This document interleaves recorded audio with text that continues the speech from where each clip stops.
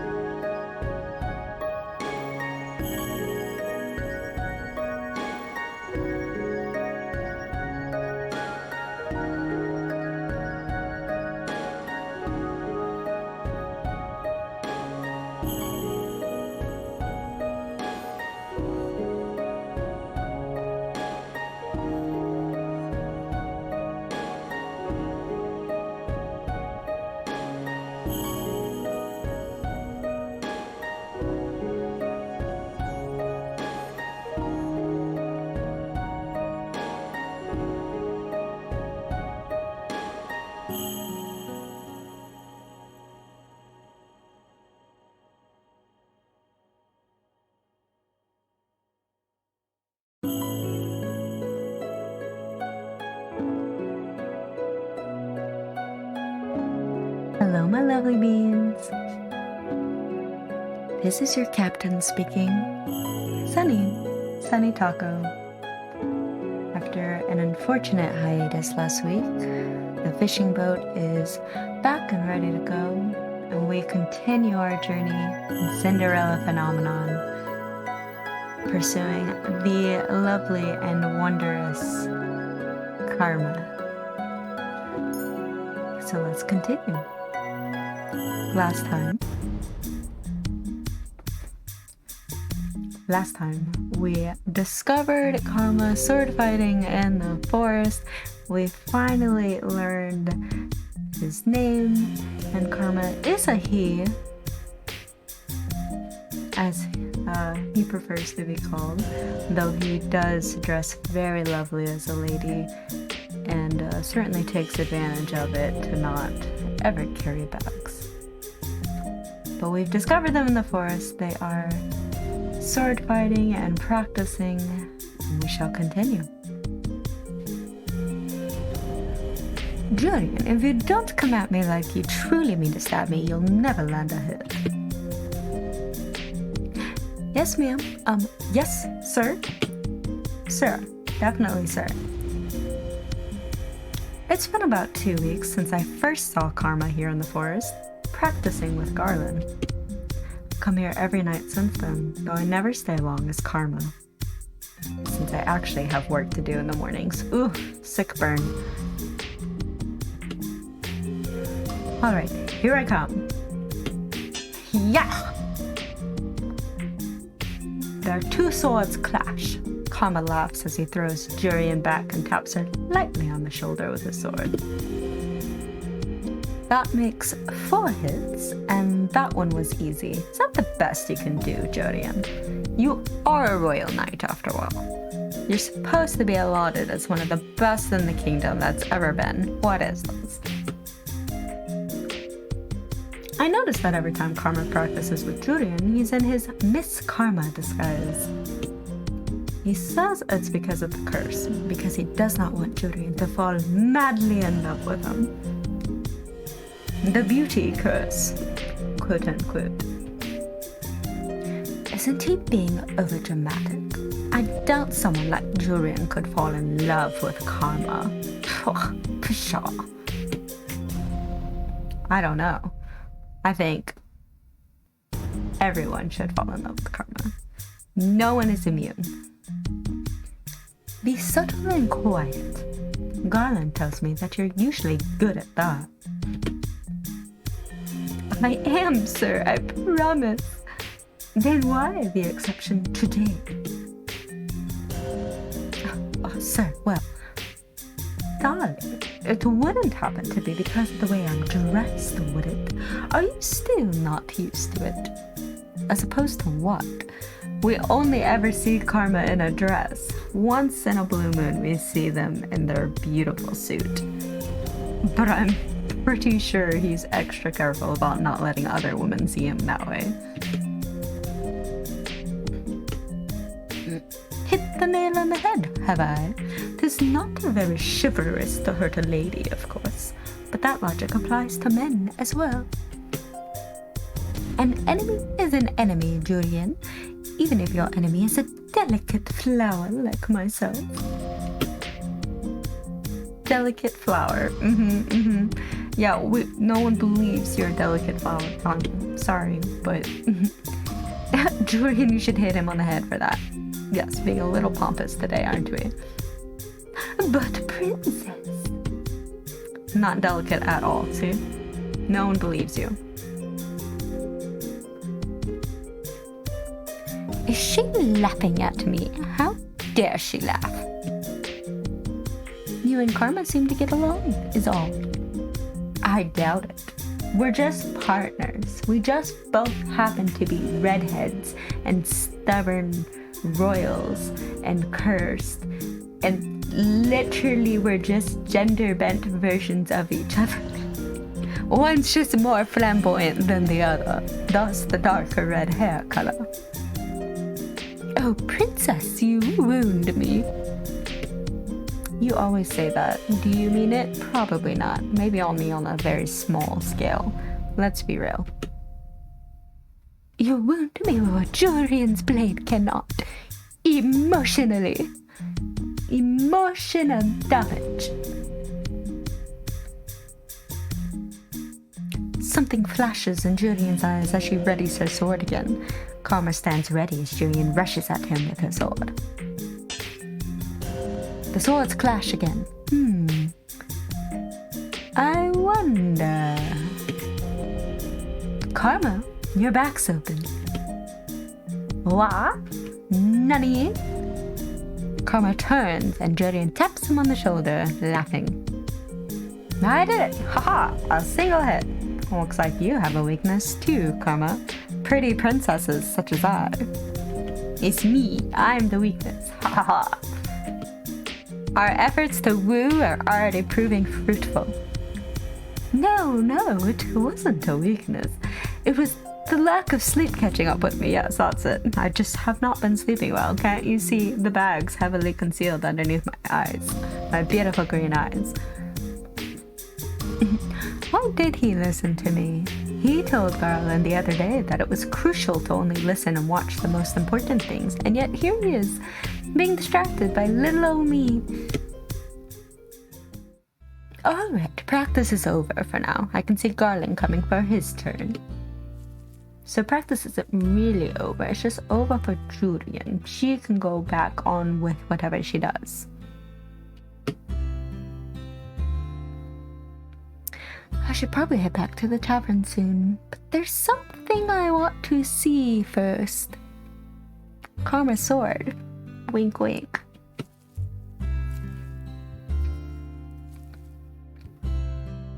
On her way out, Julian gives a sullen nod to Garland. She pauses to say something to him, then looks at me, noticing my vague curiosity. The curiosity is, when will you two kiss? Two idiots in love, I swear. I was just mentioning what a good swordsman Karma is. Really, a good swordsman. Yes, I've seen him fight. He is a good swordsman, no doubt about it. Yet is practicing with him really so special? He is fast on his feet and quick with his reactions. He's an excellent person to train under, even better than most of the commanders in the palace. I can second that. Really. Even better than Ross. Remember him? Who's Ross? Ross from Friends? Pivot! Pivot! Be sure to pivot while you do your sword stances. Pivoting is most crucial in sword fighting. the first commander we trained under. That does not say it wasn't the pivot master. The one that punished slow learning with extra exercises. You always had to do more exercises than I did. Something about you being distracted? Distracted by what? I wonder. A pretty blonde, perhaps.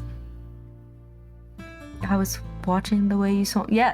Watching the way you swung your sword to make sure you didn't hurt yourself. Yes, distracted by a pretty blonde, perhaps.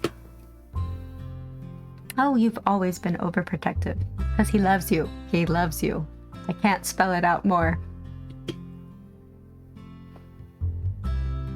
They both suddenly stopped. Their bickering, their lovers' quarrel, their little reminiscence. A look at Karma, who is smiling slyly on the side. Probably the same smile that I am currently sporting, which is, please, just kiss already. Why does he have that look on his face? Geez, princess, I wonder. Well, that's a sign. We can't keep the commander waiting.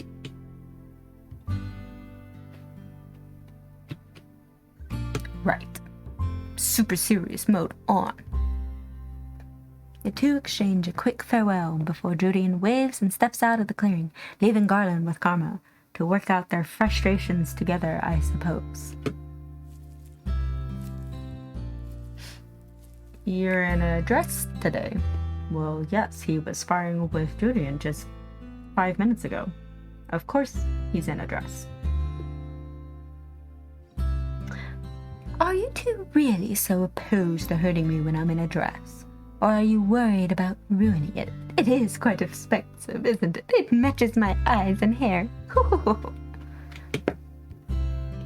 Well, no. It's just strange. You move so well, even in a long dress. It's called speed and flexibility. A swordsman must be agile, quick, despite all obstacles. But yes, Julian did mention also almost stepping on it once. Oops. It's a tripping hazard too. Impossible on the picture of elegance. Blasphemous. Oh yes, of course, sir, of course. No one would question it. Except for me, I question it. You can't fool me, Karma.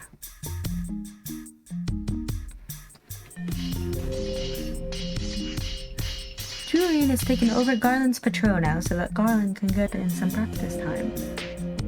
But of course, one must always be on patrol. There is never time for two idiots in love to go on a date and confess each other's unbridled romantic feelings. So, Garland, have you told Julian yet? Of course not. They would not look at each other the way that they do if they had. See? No, the answer is no, as always. Ah yes, the real reason I stay behind to watch them practice. Not because of beautiful Karma, no. It's because I'm so curious about these two commanders and their love life. I don't understand why Garland answers Karma's question if doing so makes him so depressed. It's not the answering of the question, it's the fact that he knows he should have said something years ago and still has not. Will you ever say anything to her, Garland? Over here like, why don't you just confess to her already? Get it on with it. We're tired of waiting. Karma lands an easy hit on Garland, who sighs in response. He was too distracted, blushing about my bluntness. Whenever he thinks about Julian, he gets distracted. I personally don't understand his feelings at all, but seeing him remain quiet frustrates me. Just get on with it. Why beat around the bush? Julian is talented and poised. I could never be good enough for her. And who would be? That's the real question you should ask yourself. Am I good enough? No. Who is good enough for the queen? If you can think of no one, then why shouldn't you be good enough? You'll never win a woman's heart if you don't compliment her looks as well, Colin. I don't think Julian's the type to care about that as much as you, Karma. Calm down. Well, she's pretty too. Beautiful, in fact. And then there's me. Just a tall, gangly, black-haired thing. Nonsense. They're both knights. They've been training together forever. They're best friends. They clearly like each other. You should just say something to her. But I suppose that you have known each other for as long as that, I can see why. You might ruin something. I seriously doubt she does not feel the same way. But I suppose on the off chance when you're overthinking it, I could see why. Because she's better than me? No. Because if you told her and she refused, then it would be difficult afterwards, obviously. Oh, you understand, princess. I understand that you are two idiots in love. That's what I understand. Of course I understand. I'm not stupid. Well, no, I didn't mean it like that. Oh, don't take offense, Scotland. That's just the way she talks. The princess is a fragile flower with her petals always curved inward. A lily. What does that even mean? You're a prickly pear. You're a prickly pear princess. See, if it were Julian, she'd probably know, but I'm just as confused as you are. I don't think so. I don't think anyone understands half of the stuff Karma speaks. He just spouts nonsense. Beautiful, beautiful nonsense. But he is just ostentatious. It's because I weave love and dedication into every single one of my words. There's a beauty in deciphering them. Sure. But enough idle chit-chat. Let us continue our training. On guard! I stayed longer than I intended. By the time I consider returning to the tavern, Garland and Karma are wrapping up for the night.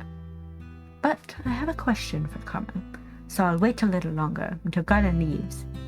It's just me and him and I. You're still here, princess, or are you seeking out alone time with me by any chance? Yes, I was. Absolutely, 100%, please. I have enough of that every day when we run errands. I just have a question for you. Well, you always come to the right person. What can I do for you, princess? Sparkle. You ask Garland the same question every time you train, and he always tells you that he cannot confess.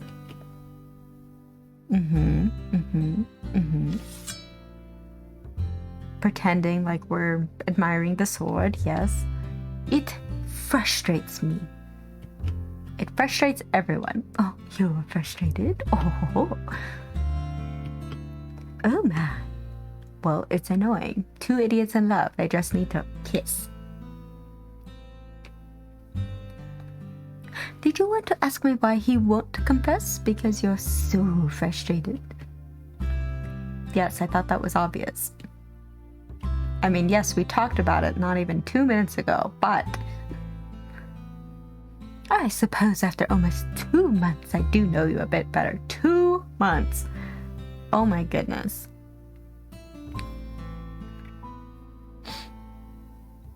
Have I even filled in part of the slipper yet? Have we done a single good deed yet? I can't remember. I don't think we have. 2 months, no good deed. This girl got problems.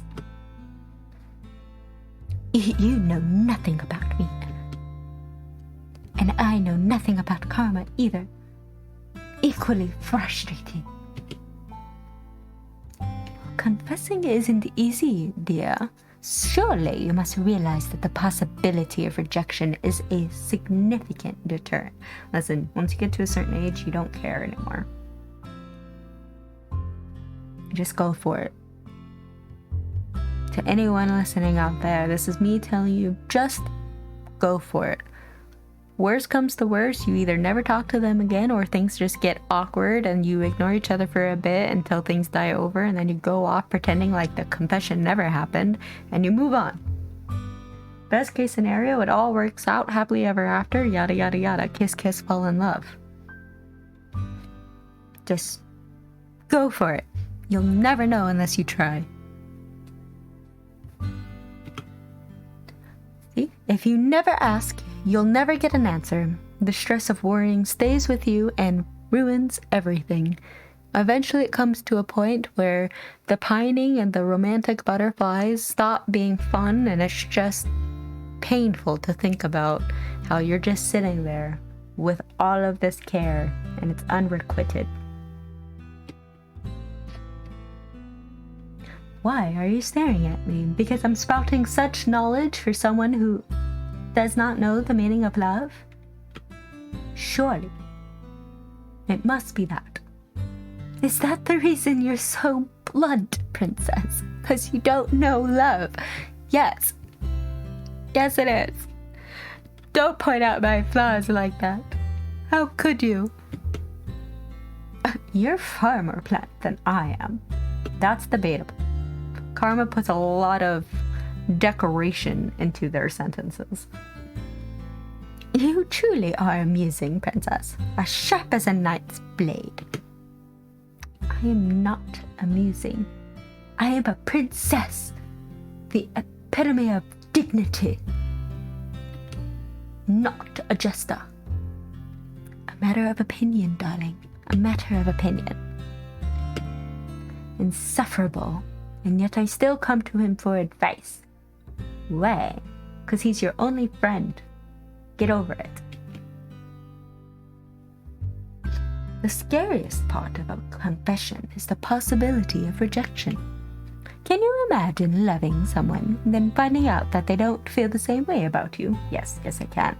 I've been there, done that. It's awkward. It's awkward for everyone involved.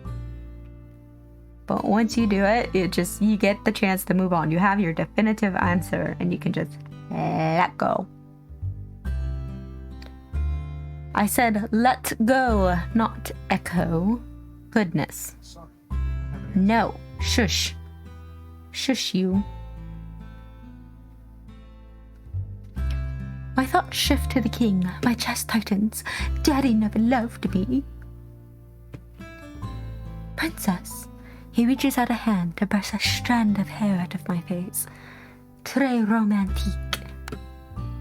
Oh, I slap it away. Don't touch me. No touchy. Apologies. No, I cannot imagine. I'm going to ignore the fact that I just slapped your hand and continue the conversation. No. How tragic. Loving someone and finding out they do not feel the same way.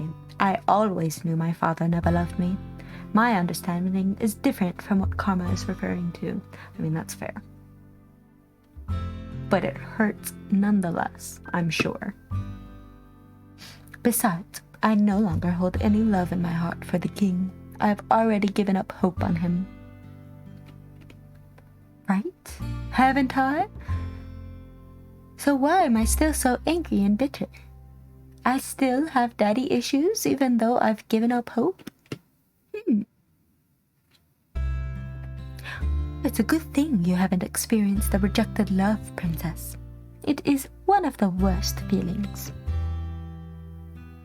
Karma asked to be alone, so I returned to the tavern by myself that night.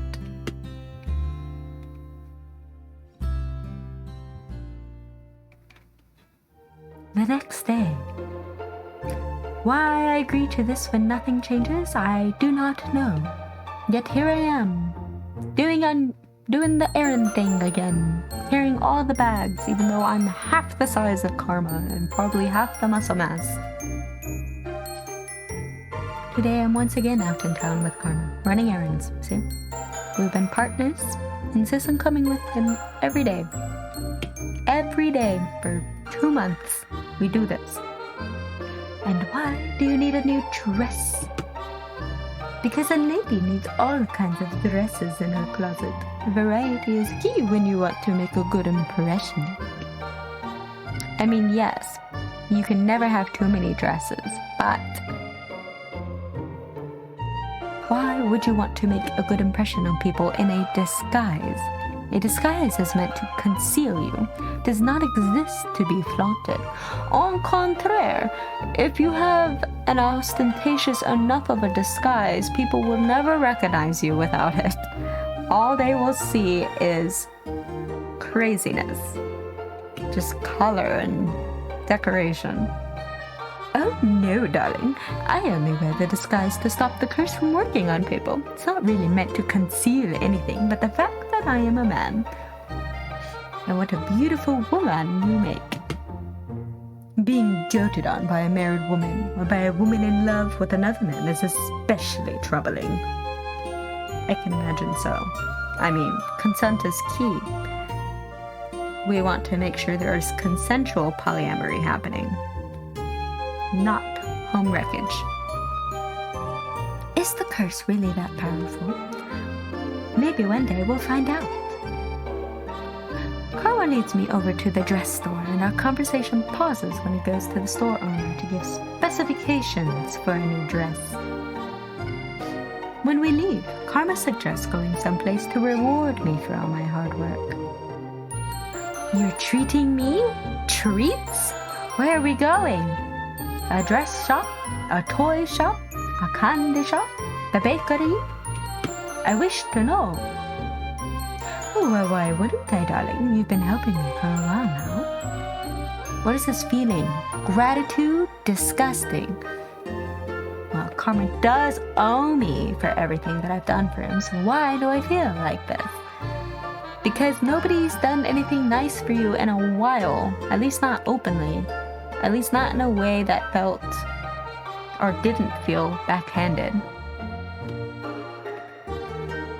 You know, it would be much easier for you to just help me carry bags. I would be much more appreciative if you helped me carry this mass amount of dress bags. With all of your corsetry and petticoats, these are not light. Oh, there, let's buy one of those cupcakes while I completely ignore you. Ugh. Does he really dislike work so much that he'd rather pay me off for helping him? Well, if you're gonna work, you might as well get paid. Karma takes me to a stand showcasing all kinds of cupcakes. There are some with colored frosting, others with fancy decoration. Intricate floral piping, chocolate-covered diamonds, delicate little jewels and pearls, little extravagant ruffles, and the likes. Some are especially eye-catching, like a bright blue cupcake decorated with little stars. That sounds like my kind of cupcake. Anything catch your fancy, ladies? Well, all of them, actually. Alas, I do not think eating them all would be good for my diet. I have a figure to maintain, after all. What do you think, princess? We'll share one. An indirect kiss, if you will. I turn back to the cupcakes, which I realize are big enough to share between 2 people. Oh, these are giant cupcakes. Very large. Bigger than my hand. As big as my face. Frosting and all. Am I choosing one for myself or one that Karma would like? I guess he is treating me, but he is also treating me. 2 cupcakes catch my eyes. One has tiny little creatures sitting on the top of the frosting. It seems to be a lizard of some sort. Though it is strange, the colors remind me of Karma's dress. The other cupcake decorated with little white chocolate pearls. Those pearls are small and somehow cute, though I'd never admit it. I am a princess after all. But Karma might like the other cupcake. And what gives you the impression that Karma would like the other cupcake with the little lizard? I guess maybe because the colors match? Red, gold, and green? Red, gold, and green. Oh, so it's between those two. Which would you like, Sunny? Fancy cupcake with lizard, cupcake with the pearls. I do like chocolate pearls. I suppose we should do the correct thing and not be selfish with the chocolates. Even though I really like chocolate pearls. But if we're sharing, maybe Karma would not like chocolate pearls. And probably doesn't taste as good as the palace stuff anyway, so... if I don't like it, all of it can just go to Karma. Even if they are on a diet. So we'll just get the cupcake with the lizard. That's my rationale. I'll have that one. The one with the...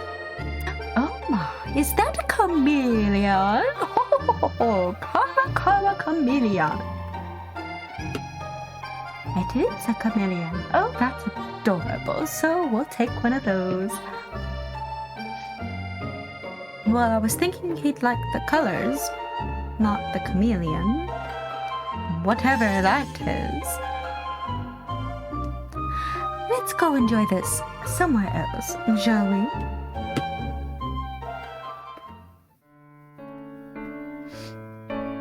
Karma leads me to the middle of the plaza, and the two of us find a table. Not sure why there isn't a table closer to a shop with food, but we find a table in the middle of a plaza. He walks off to get a fork and a knife before returning and handing a set to me. No idea where he found a fork and a knife. Guess we're stealing from other cafes now. Do we really need a knife and a fork to eat a cupcake? Are you telling me that as a princess you did not eat a knife? Eat anything and everything with a fork and a knife? I'm finding that very hard to believe. So, before we got your dress and you distracted me with cupcakes, we were talking about your curse? Were we? No, it's not an interesting topic. Are you sure? For someone that says it's not interesting, you certainly avoid the topic often. I was glad that we had gotten off that tangent, to be honest. Well, why don't you want to talk about it? You have your secrets just as I do, princess. Okay, but the whole point of pairing up is to help each other with our curses. So, you tell me nothing, I give you nothing. Not that I would not be happy to just go about my merry way, but it does feel obligatory and contractual in the pairing up process. Just saying. You want to help me? Well, yes. See, only because it is necessary that I help him so he can help me. Obviously. Duh, of course. Well, I haven't made much progress in helping you, though. Okay, well, you said you would provide me with opportunities. It's technically not your fault. I am incapable of doing a good deed. Well, I guess I'm not very good at that, am I? So sorry. Well, can't say I've done anything for you either, so I guess we're still even. But you've been helping me for the last few weeks, princess. Whether or not it is an obligation, you are still good company. Lies. Good company. Blasphemous. No one's ever told me that before. They only chide me for being difficult to speak with.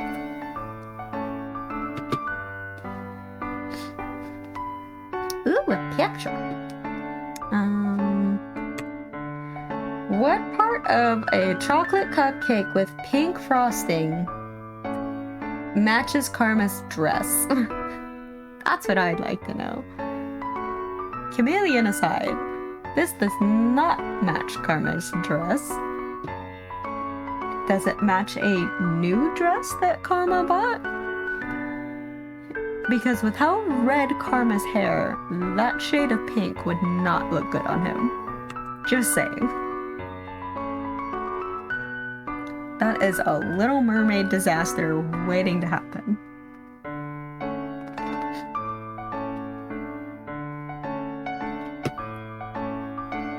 I've never seen such refined manners for a simple dessert as Karma slices into the cupcake delicately with the fork and knife.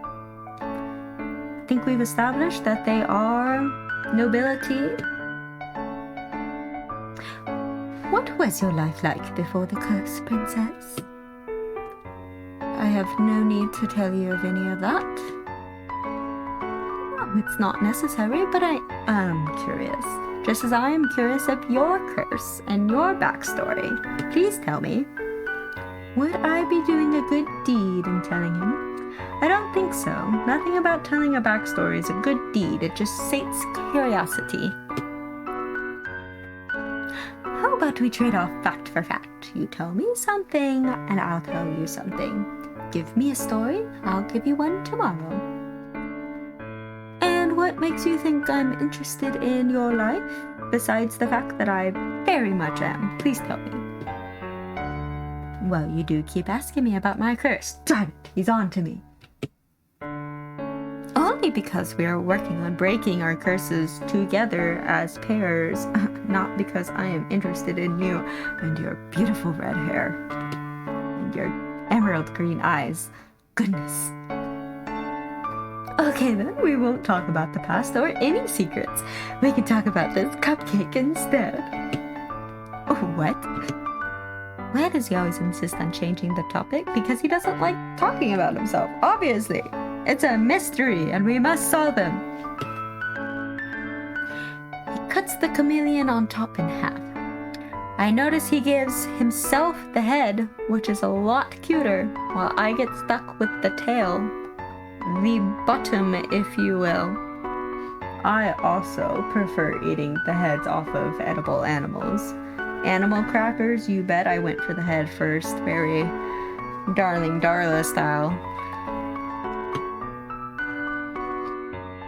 Well, chameleons are little lizards that can blend into their surroundings. Is he willing to go this far to avoid the subject, talking about a chameleon? Well, you never knew what a chameleon was before, so here's your animal lesson for the day. When I was a child, my father used to call me a chameleon. Chameleon. I hid a lot to avoid responsibilities. Oftentimes, no one could find me. Not my father, not the servants. Not even my own nanny. If he had servants, then that makes him a noble? I thought we already established he was a noble. One day I was out searching for a mythical creature in our garden, and I came upon the chameleon. I suppose a chameleon could be a mythical creature. This small, silly little lizard, but I had only found it because I was looking for something fantastic. Well, the lizard on the cupcake does not seem all that fantastic. I don't know, can change colors. That's pretty fantastic to me.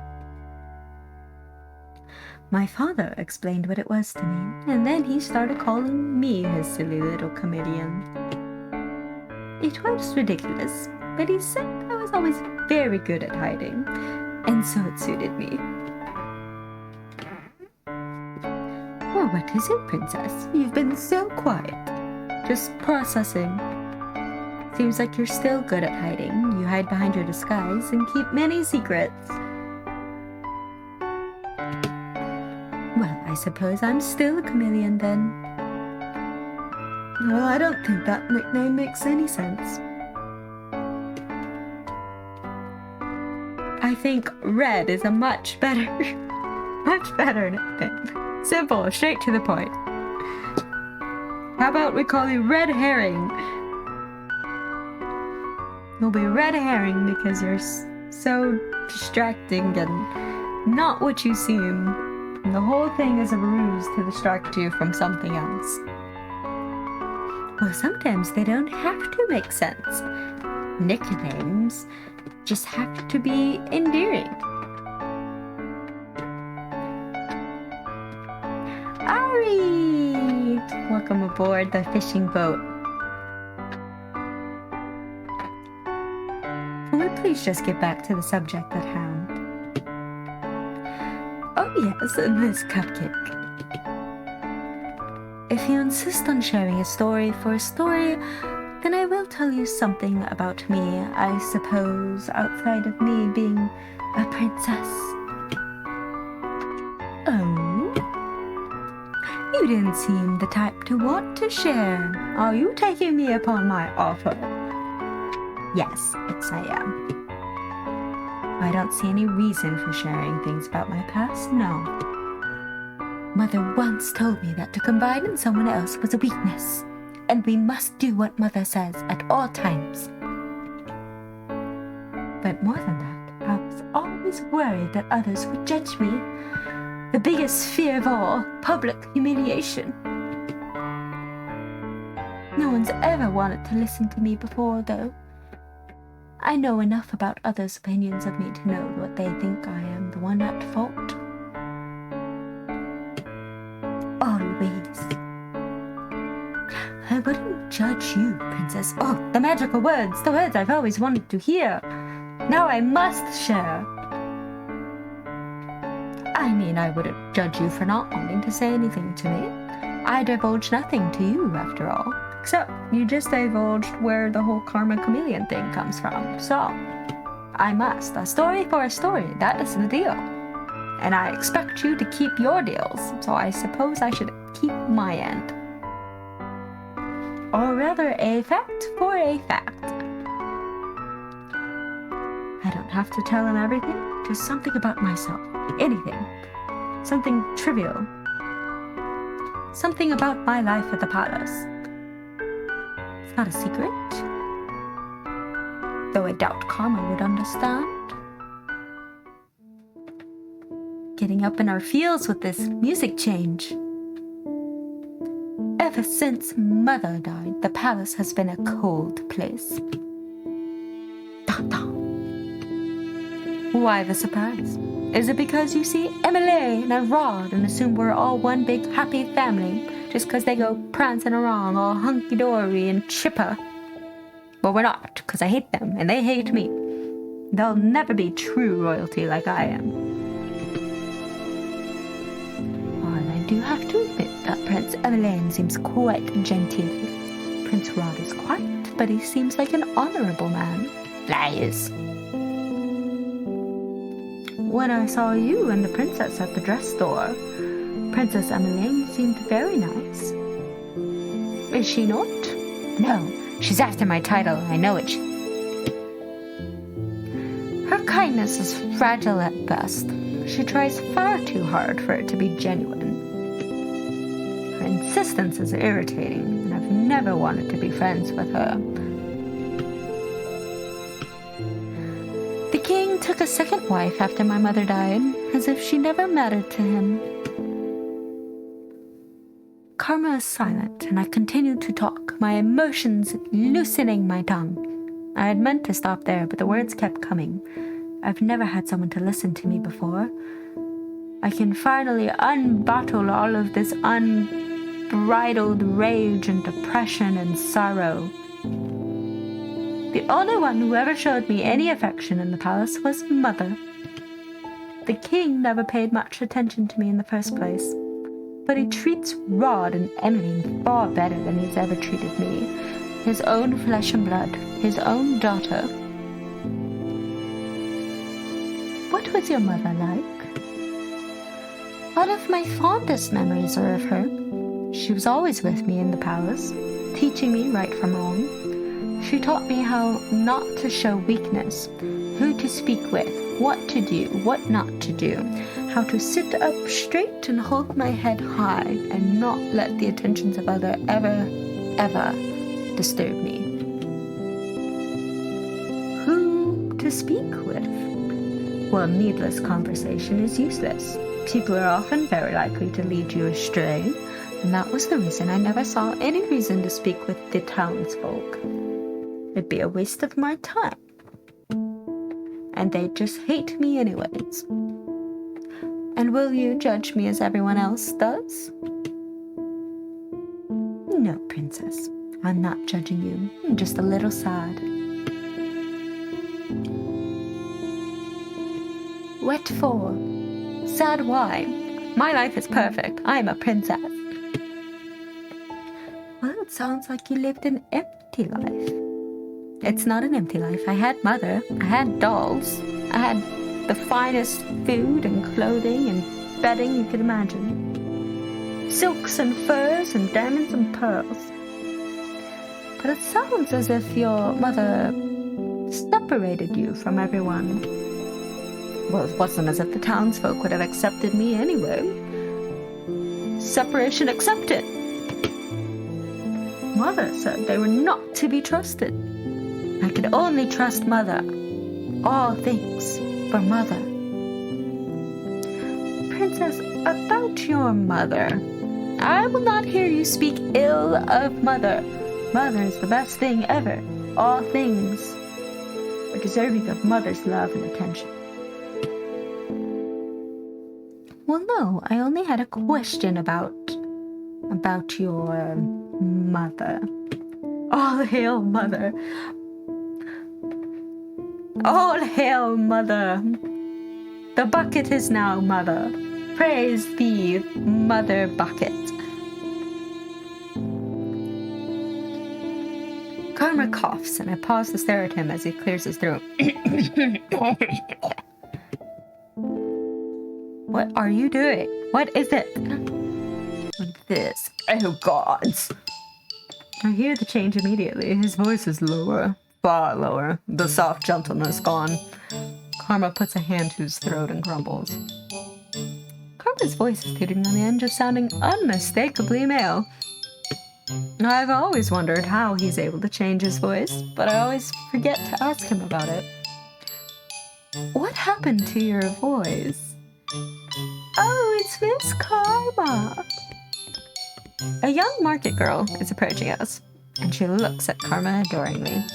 I've always wanted to speak with you, Miss Karma, ever since you complimented my dress that one time in the dress store. That one specific time. Enamored. Your dress is lovely today as always, Miss Karma. It's the same dress. It's always the same dress. I don't know what happens to all these things that we buy every day, but they never wear them. Karma, aren't you going to respond to the poor thing? Miss Karma, are you okay? I am quite fine. Touch of cold. Bits of COVID. The plague. Best be going. Can't help but giggle as the girl takes a step back, looking shocked by Karma's now deep voice. Karma curses again in his deep voice, before forcing a bright smile on his face. Cursing is not very ladylike, Karma. Excuse me, I'm feeling under the weather. I notice that he's trying to change the pitch of his voice, but the highness is only annoying rather than soothing now. Oh, I'm sorry. Best be going. Karma turns to me urgently, but I'm too amused to offer any sort of assistance. Oh, shoes on the other foot now, Karma. Karma's a salty beach, wouldn't you say, Karma? What is it, Miss Karma? Karma's smile is forced, his eyes are glaring at me. I laugh once again, not able to help myself. His expression softens, but only slightly. What say you? Should we tease him some more, or should we actually help and attempt to leave? Ha. Ha.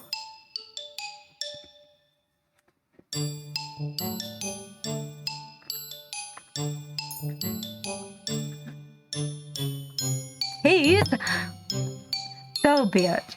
The public has spoken. He obviously wants to leave, but I can't help myself. Miss Karma, I do wish you would say something to this lovely admirer of yours. At the very least, you should thank this girl for her compliment. Oh, no, it's quite alright. I've clearly caught you guys at a bad time. Come on, Karma. You're usually the most charming person on these streets. Surely you can offer a simple praise of gratitude. Thank you. Sounds like he's dying now. Once again, can't help but start laughing. The small annoyance on Karma's face seems to dissipate completely. What happened to stranger danger? Not anymore! Stranger danger is only for when you're alone. When you travel in groups, it's perfectly safe, isn't that right?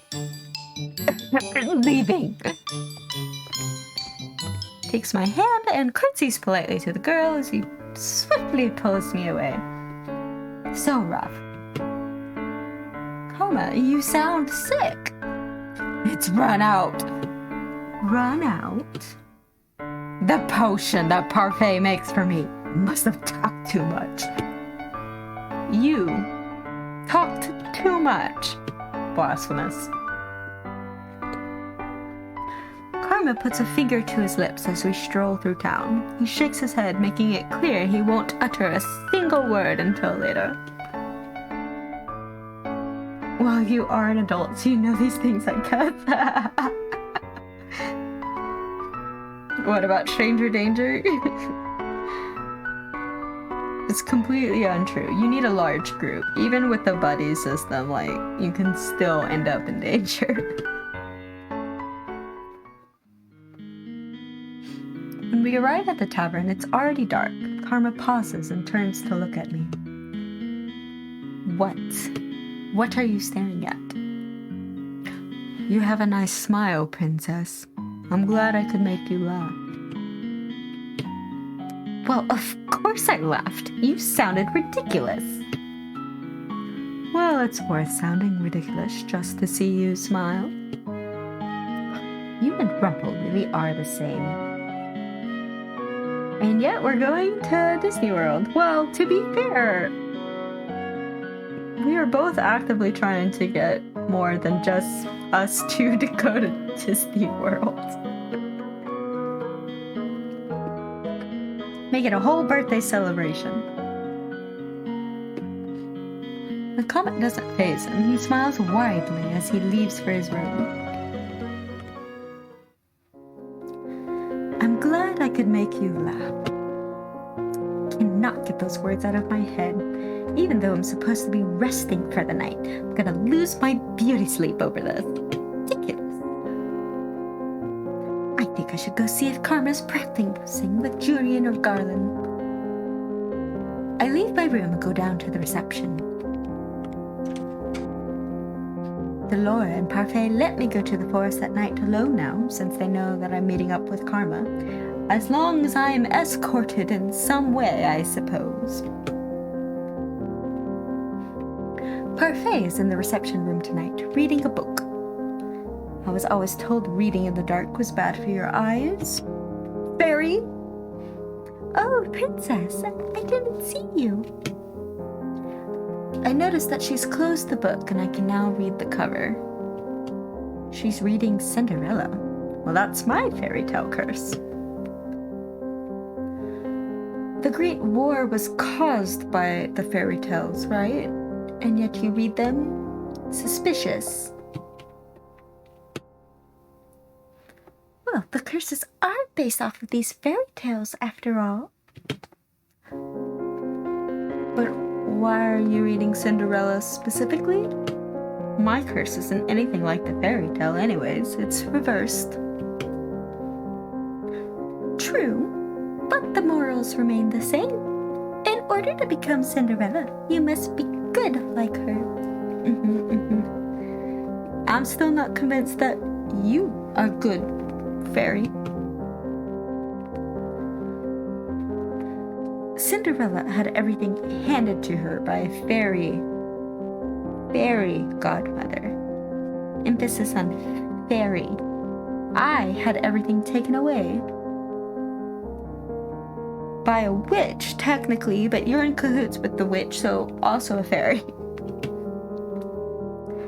Princess, have you truly had everything taken away from you? Well, compared to what I used to have, what I have now might as well be nothing.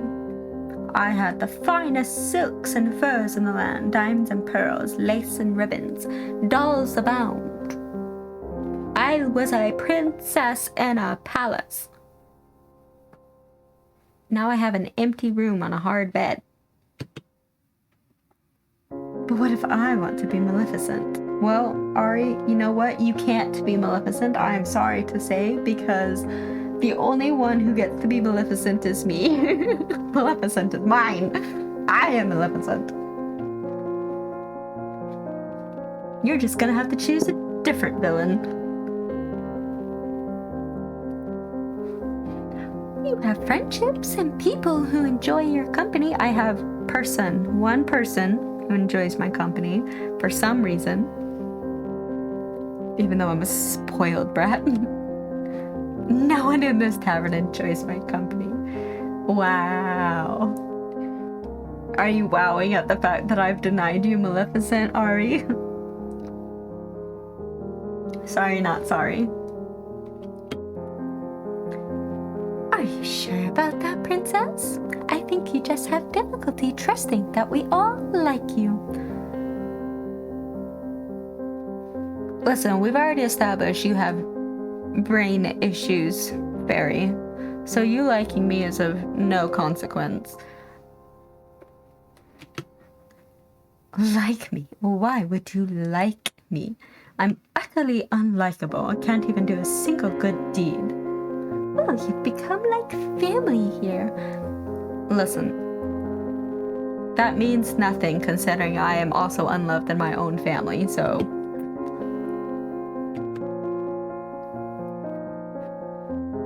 Everyone at the March-In is family. Family. You throw that word around like you know what it means. As if I should know what that means.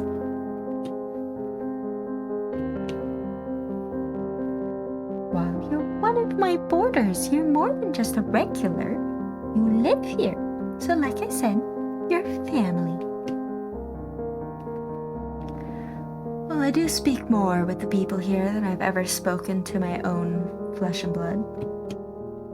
In the palace, I was always alone. The only person I could speak with was Fritz after Mother died. I wonder how Fritz is doing.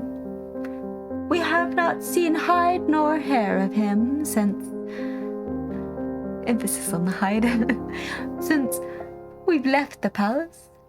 Surely he would have come looking for me had only he remembered.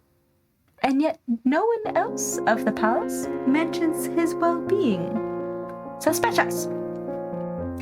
Are you going to watch Karma practice? Or are you going to talk to me all night? Well, I'm definitely not going to talk to you all night. I'm going to leave right now, out into the dark woods. Be safe. No promises. I recall what happened earlier today. Parfait, what is this potion you make for Karma that changes his voice so drastically? Oh, you made the potion. I make to change his voice. Well, he begged me to help him when he first designed his disguise. Karma makes a beautiful woman, but I didn't think the illusion was complete without a convincing voice. I mean, yes. I mean, obviously. I don't think that's pickiness. I think that's just staying true to character. Something else on your mind? Karma hides his curse, but you must know the conditions for breaking it, don't you? No answer. So you also are keeping it a secret? Princess, not everyone likes to talk about their curse. I think it would be better if you ask Karma directly. I have, and he refuses to answer. Excuse me? Excuse you?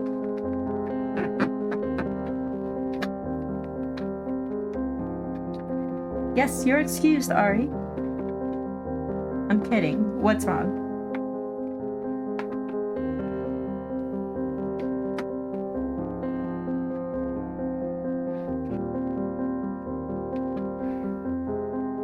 I just don't understand why he won't tell me everything when I'm trying to help him.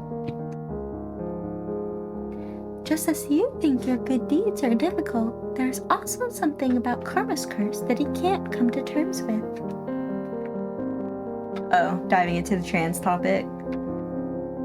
Yeah, Karma's route does cross the... I'm surprised, yeah. It does border on that. There's a lot of allusions to cross-dressing, gender fluidity, trans. I kind of almost wish that the creators would have done more with it, because he does mention at some point that he has no problems with the cross-dressing, even though he does very distinctly consider himself a man. But he does very flamboyantly enjoy the dressing up process of looking like a woman. I don't know, it's one of those things where it's like, I think it could have been a very interesting tone to the character if they would have just pushed the envelope ever so slightly more. But even though they didn't, I still very much enjoy Karma's route. There's always the one kind of flirtatious character in these games that I kind of enjoy. Not the one that's like an over-the-top womanizer like Rumpel is in this. I can't stand that character. But the ones that are just really flirtatious but distant, oh, gets me every time.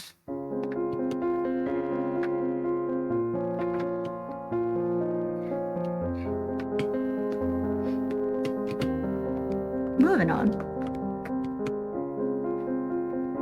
Push the envelope? They would never. Well, this isn't, technically speaking, an indie game. It's not a majorly developed game. It is an older game, so I'll give them the pass in the sense that it's been out for quite a few years.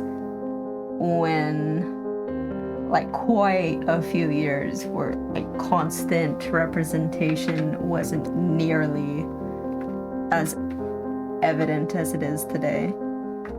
And I don't mean constant in an annoying, like, it's everywhere kind of aspect, but you do see it more regularly. And in fact, one of the games, and I've told you, Ari, I told you about this game. It's called Sunnyside. It's like a farming sim type game, and I'm so excited for, because it's gonna have a lot more of that aspect of gender identity and stuff in the game. And you can not romance anyone you want, because the characters are designed in such a way that the romanceables have their own preferences. So based on what you choose, you will be restricted in that aspect. But it's not just, if you're a girl, you can only romance boys and vice versa. It's, you can make your character look as feminine or masculine or neutral, however you please. And the characters in the game will take that into account, and some will be open regardless of gender, and some will be like, no, I'm strictly hetero or I'm strictly gay, and it's just, oh, I'm so excited. I cannot wait for that game to come out.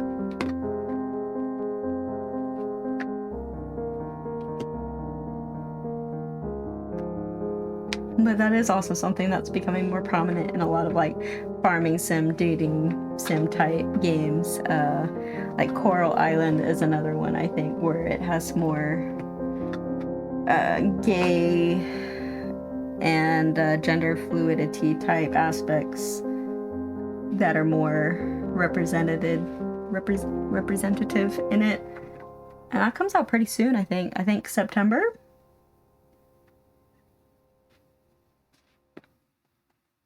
I wish this was all simpler and that karma wasn't cloaked in so many secrets.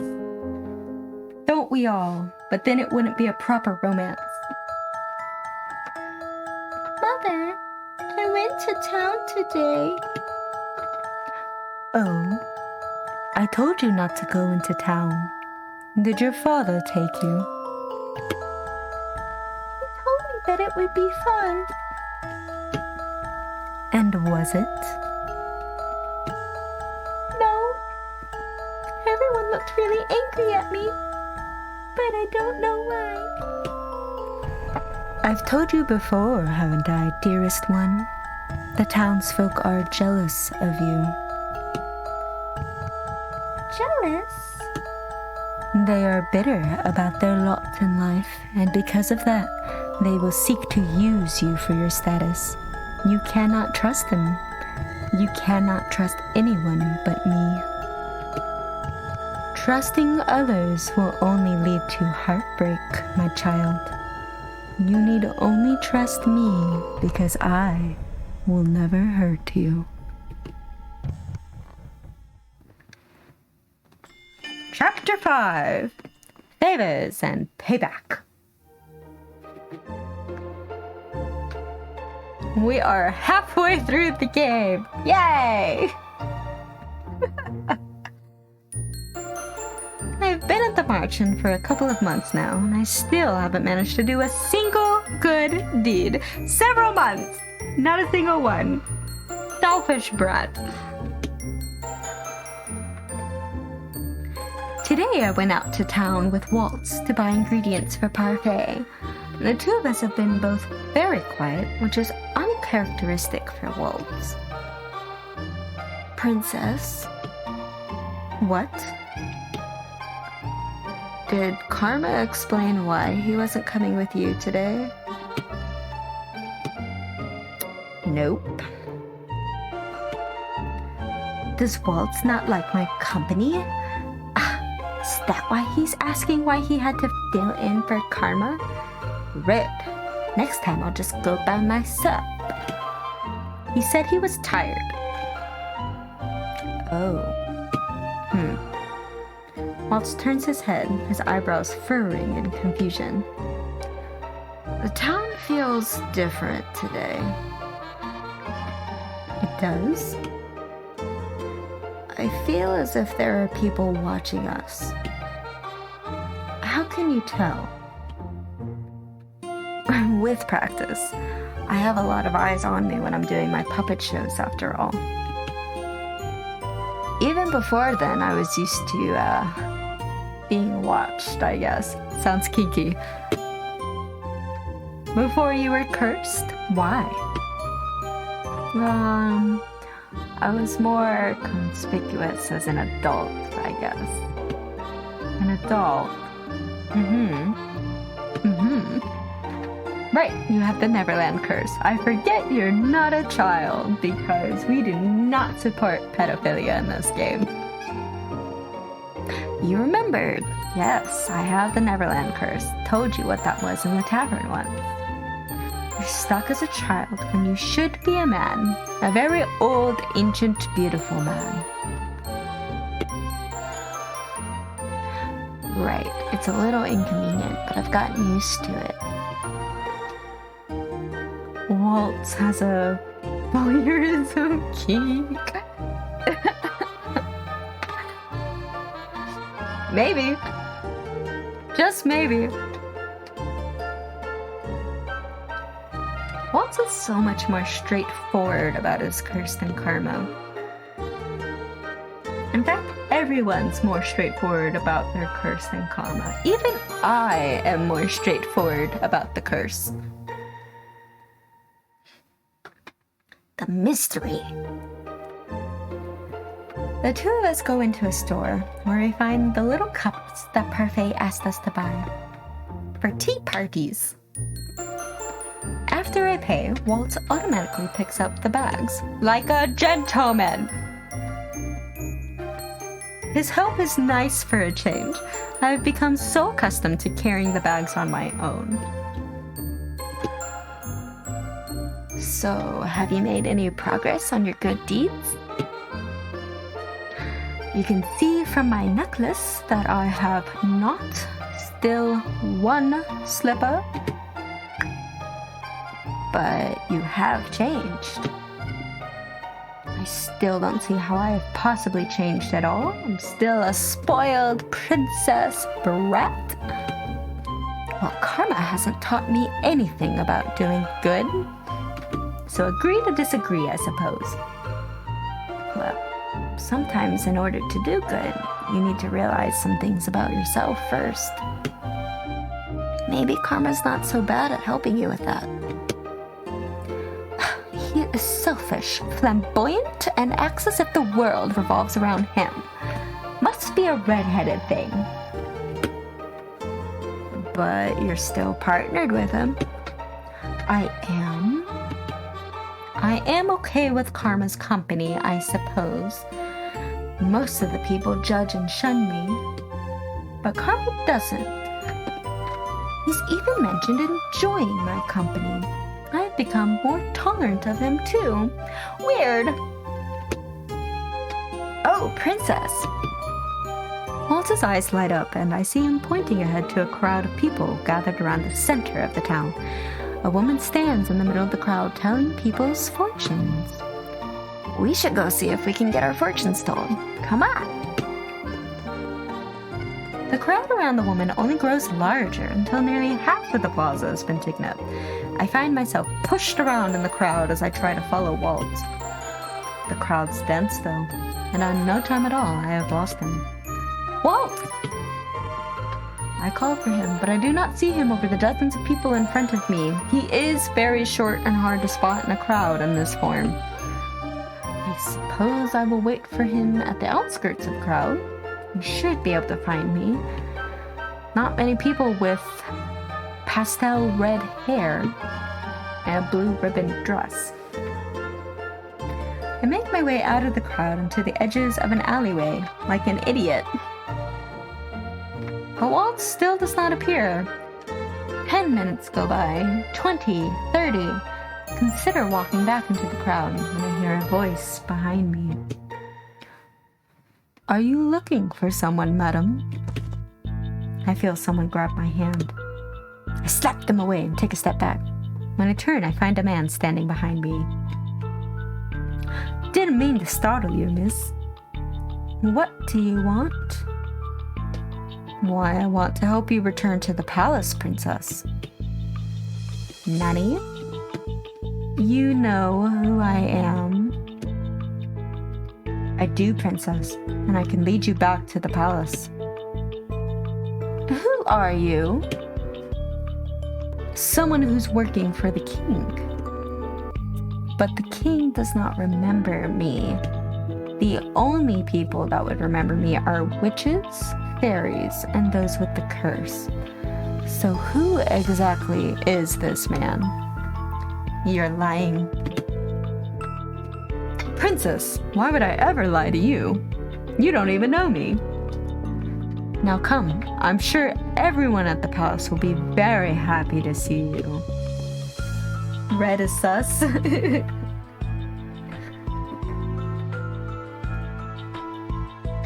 I don't know. I always bet on red. The man grabs my hand roughly and begins trying to pull me through the alleyway. The first thing I try to do is scream, but the man clamps his free hand over my mouth. Bite him! Bite his hand! The crowd is getting further from us. No one can see us in the shadows. Princess, I swear on my word, I'm bringing you back to the palace. Immediately try to fight back, or wait for an opening. Unless you are heavily outnumbered. I'm not even gonna take a vote on this one. Unless you're heavily outnumbered and there's no way you could win, always fight back immediately. Never let them take you to another location.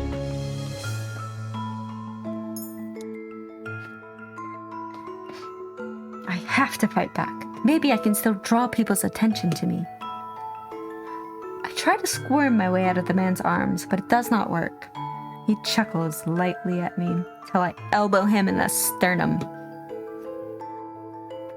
For the few moments that I am free, I try to run, but all too soon the man grabs me again with the same punishing grip over my mouth and nose to stop me from screaming and apparently breathing. We are now suffocating. You're a real feisty one, ain't ya? I feel like I might faint. In one last attempt to get free, I tug at the man's hand with my own and manage to shift it just enough until I can bite down on it. The man screams in pain, his grip finally loosening. I can hear him curse as I run away.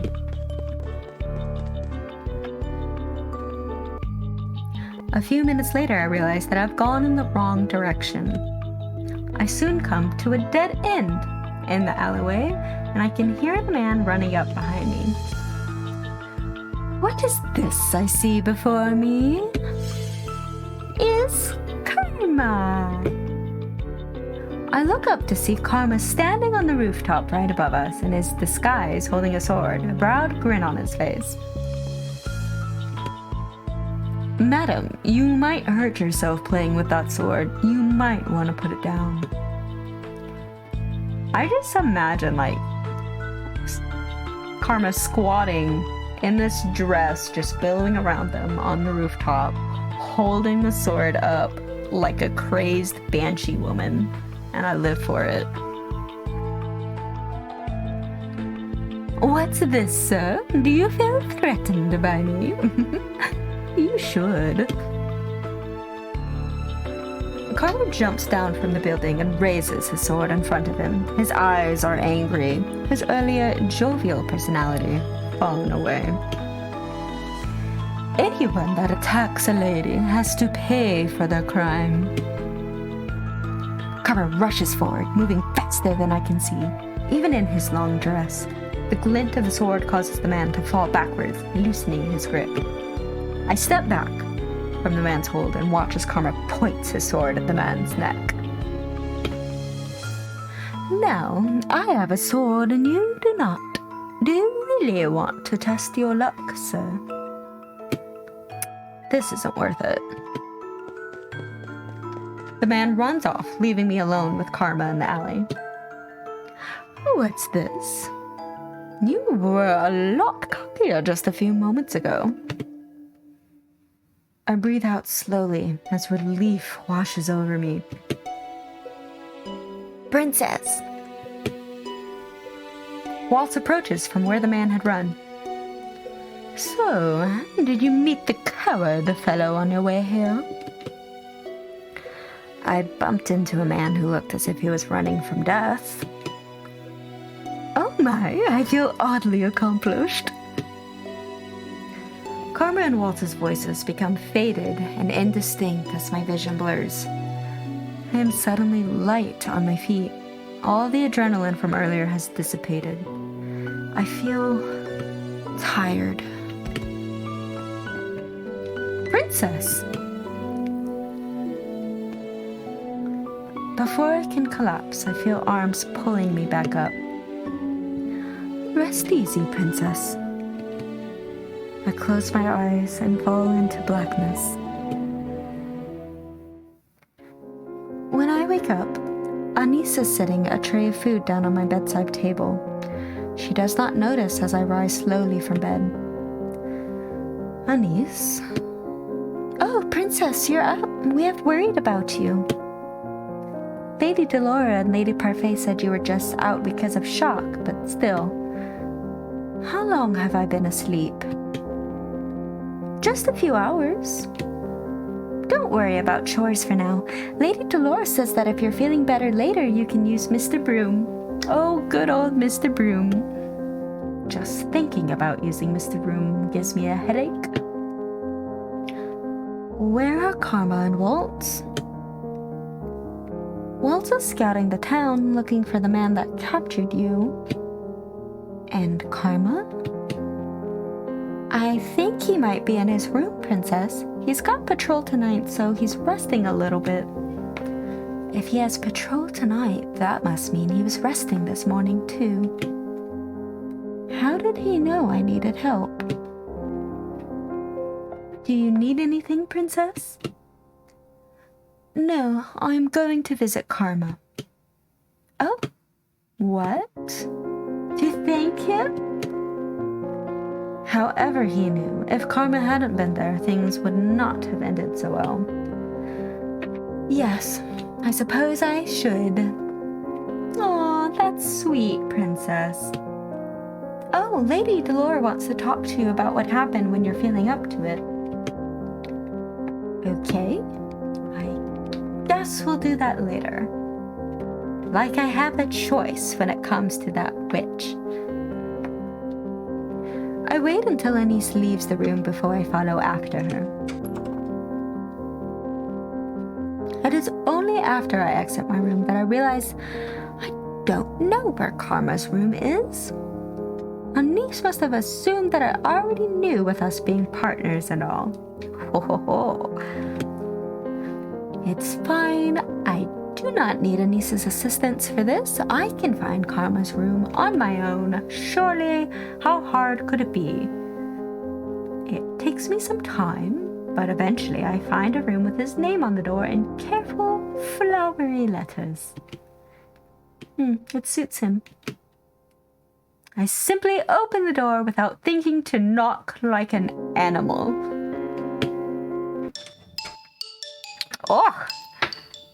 Oh my. Scandalous. And suddenly, just open all the doors. Yes, you will see things that you don't want to see if you just open doors without knocking. This novel's getting a little bit of spice added to it. Well, I expected to find Karma lying in bed, completely exhausted and bedridden with worry. But instead, he's standing in front of a mirror, changing clothes. At least he has pants on. Princess. Shirtless. Yep. Did not think I've ever seen the shirtless man before. Oh, you poor thing. Not even when the nights for training? Oh, indeed. Oh my. Completely unabashed. He turns to me and the realization that he's standing there just in his pants hits me hard in the stomach. Just the stomach? My face feels incredibly, uncomfortably warm. Me and you both. Hush, hush, hush. Blush, blush, blush.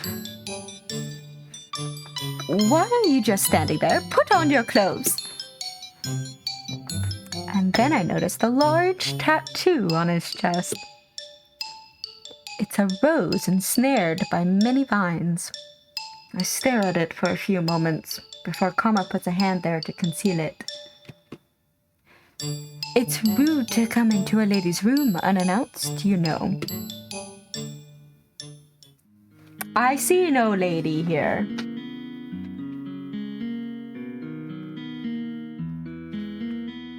Karma slips his usual dress on carefully over his head and then approaches me.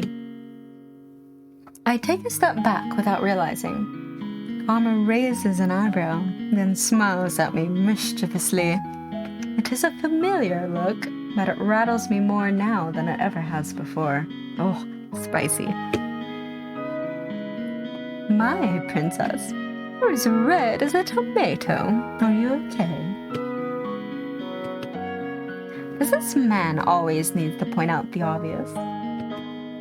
I'm fine, thank you very much. Just a little heated from passing out earlier. There's no need to shout, darling. Not yet, anyways. Now, what did you come here for? To see me, the beautiful Karma. Does everything always have to revolve around you?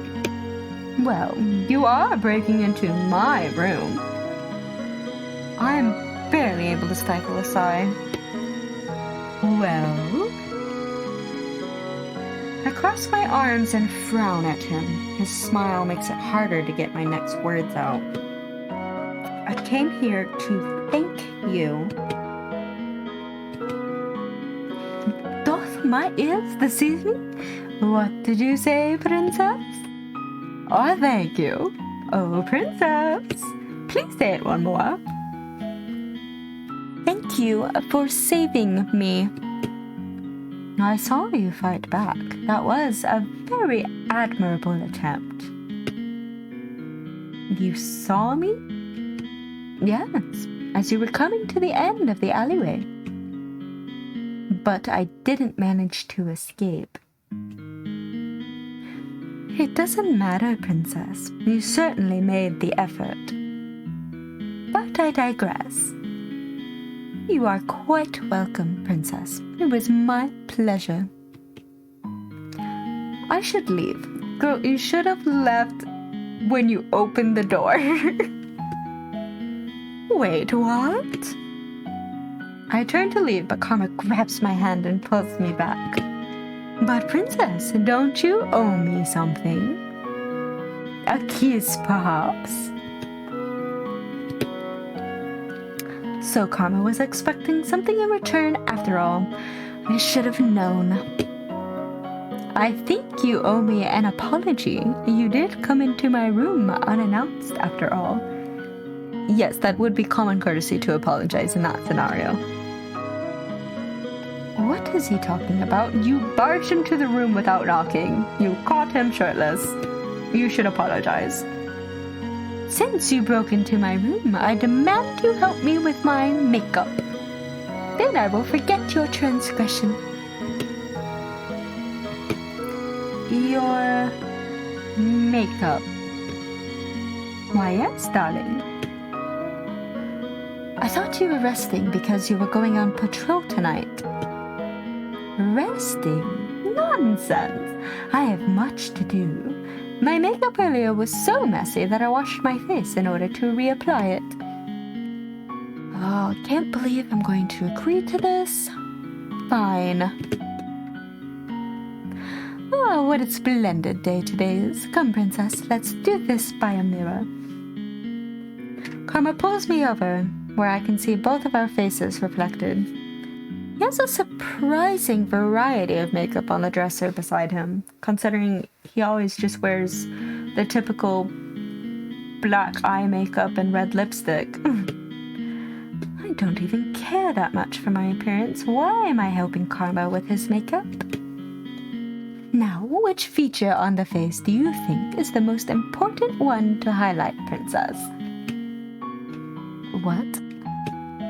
What are your eyes attracted to most on a person's face? When they're laughing, when they smile?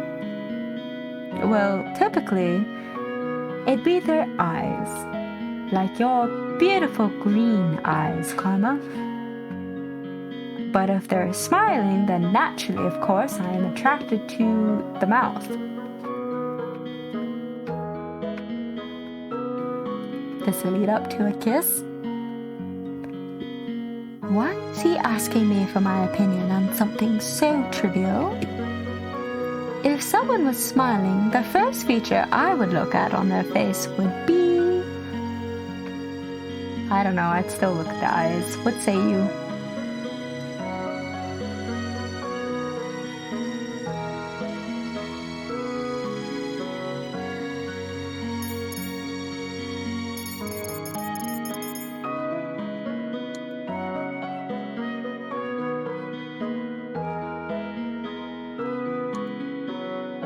Eyes. Yeah. Lips is such a weird... Cheeks is a really weird answer. Lips is kind of a weird answer.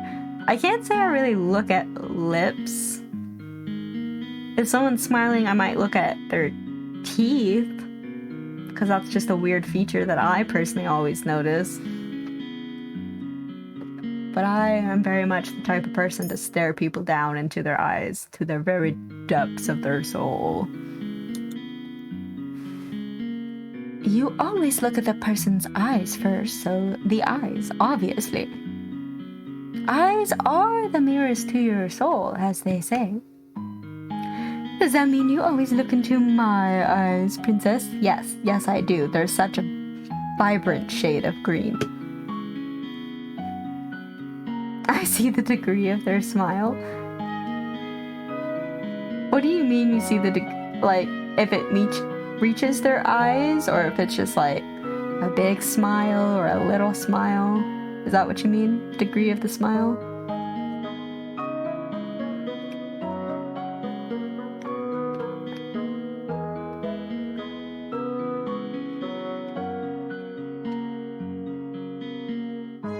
Yeah, like how big it is. If it's genuine, yeah.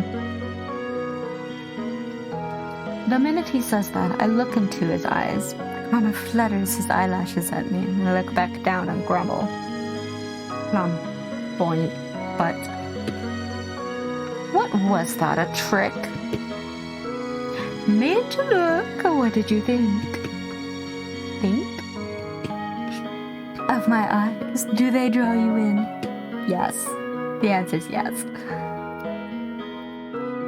I have never looked at Karma's eyes closely, but now that he keeps talking about them, I can't help but look closer. His eyes are a pretty color, like fields of green, grassy meadows, deep emerald.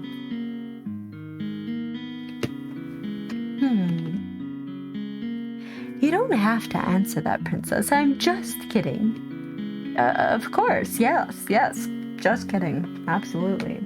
I was pretending to ponder your question, haha. Your eyes, on the other hand, are beautiful. Oh, smooth talker.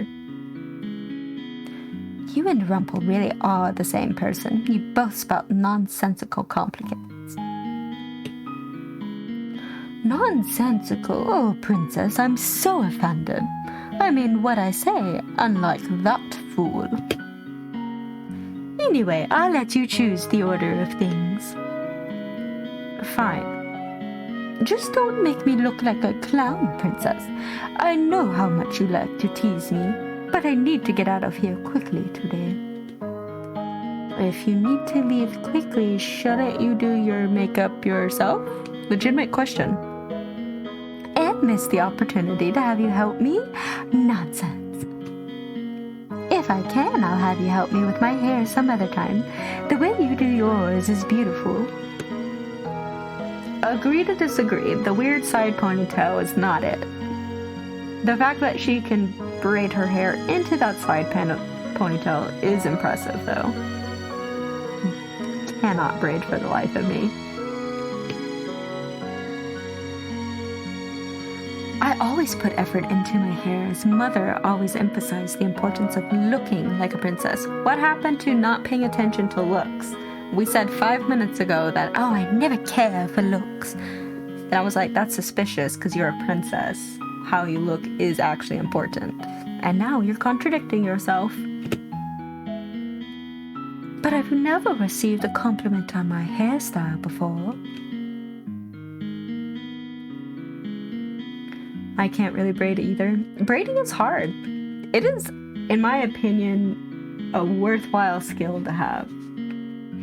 I can do a very, very basic braid, but it's not very good. And even then, I'd need like more hair ties than should be necessary. And it's messy and falls out within 20 minutes.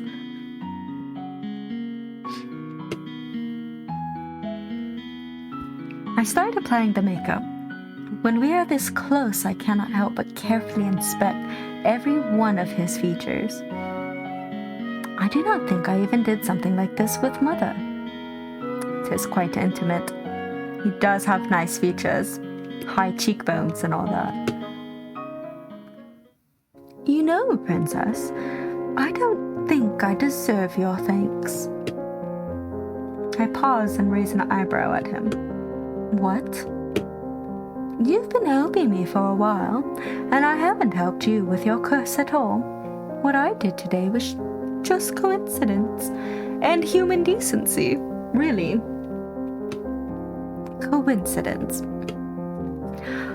I'd heard you went to town with Waltz, and so I followed you too. I only happened to catch what happened in the alleyway. You managed to see me, even when there were many other people who didn't. To be fair, you have an unmistakable hair. You have unmistakable head of bright red hair. And a bright blue dress. I have good eyes. Probably. Probably. It's not like you to be so humble. Sonny, I am once again offended. And why were you following us in the first place? You said you were too tired to go into town today. Do I sense jealousy? I was worried. It was strange not accompanying you today. Worried? And why would you be worried? Carmen looks puzzled for a few moments. He glances at himself in the mirror solemnly and shrugs. Intuition, perhaps. Waltz mentioned something about feeling watched. Is there something that Waltz and Carver are watching out for that I am not? Probably. You are quite literally not in the know of just about everything. You were a sheltered princess. You were still pretty sheltered at this inn. Karma closes his eyes momentarily, and I take the opportunity to dust his eyes with eyeshadow. He does not seem to mind.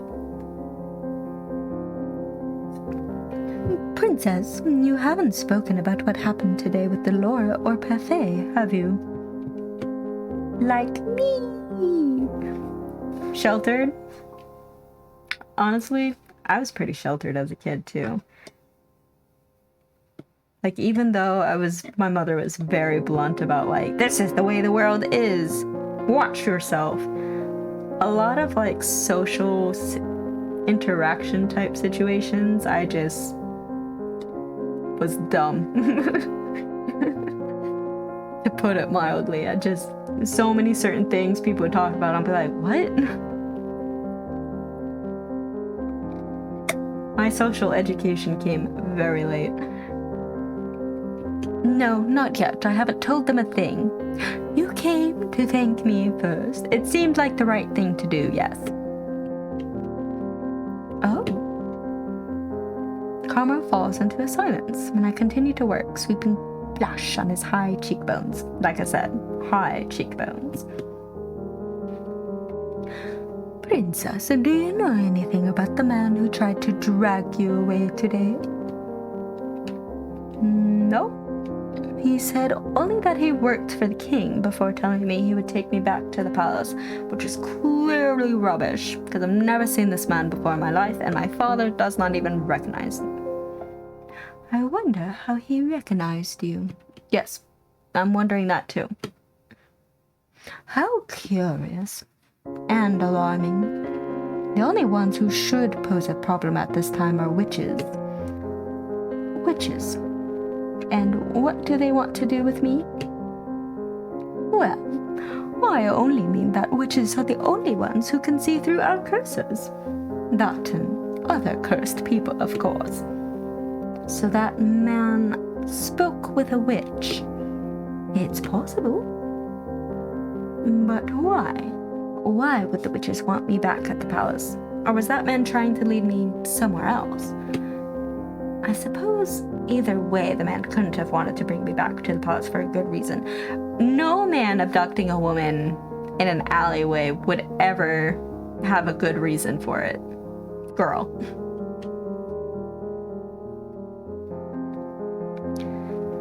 Is it possible that a witch gave a commoner a description of you? But then why would... Karma stops talking and looks up at me with something like sympathy. Sorry, I'm just running my head for ideas. Are the witches really so... You would kidnap a woman in an alleyway for a good reason? Are we? We do not condone such actions here. Are the witches really so dangerous? And what do they want with me in the first place? Rest assured, Princess, we will figure this out. Ma'am? Incorrect.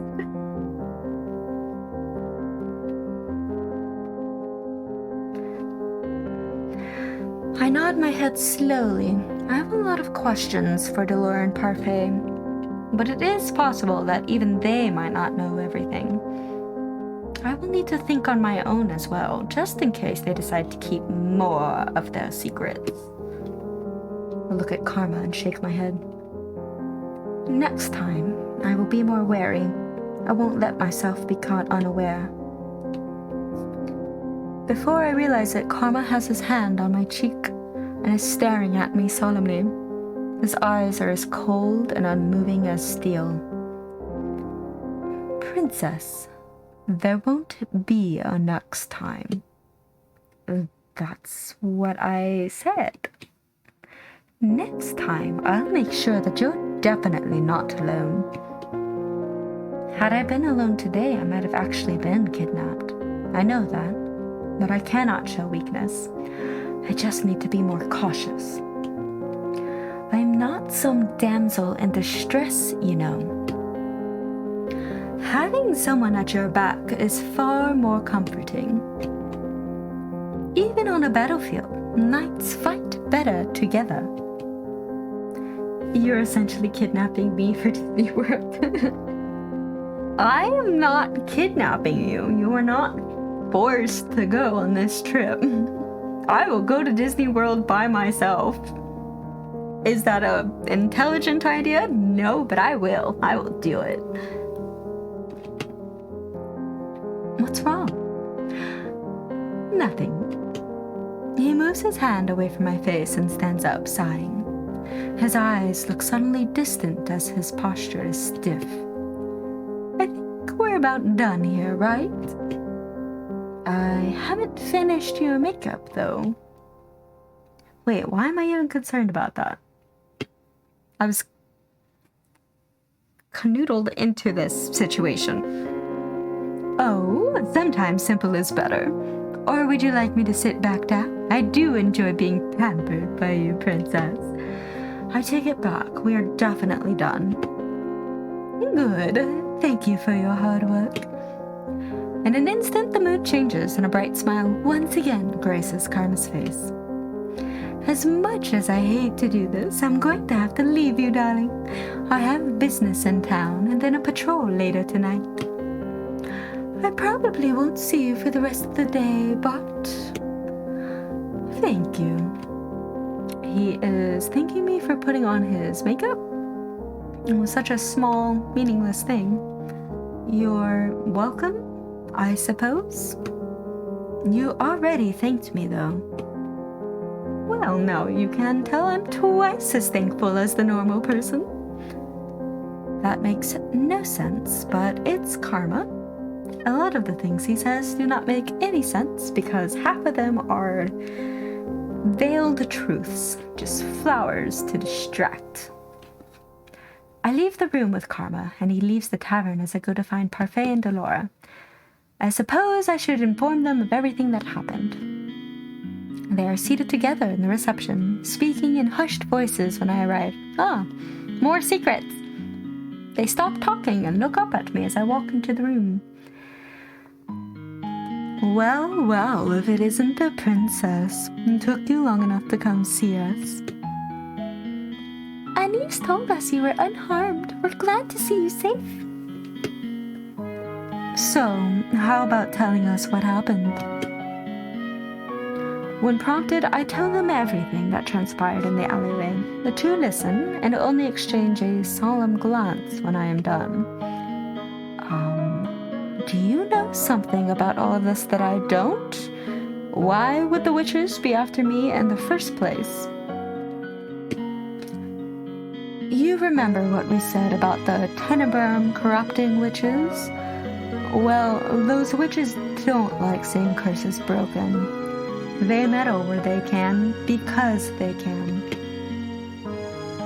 That is why I cast a glamour on you when you arrived here, so that you could remain hidden from magical eyes. I did it to protect you. To protect me?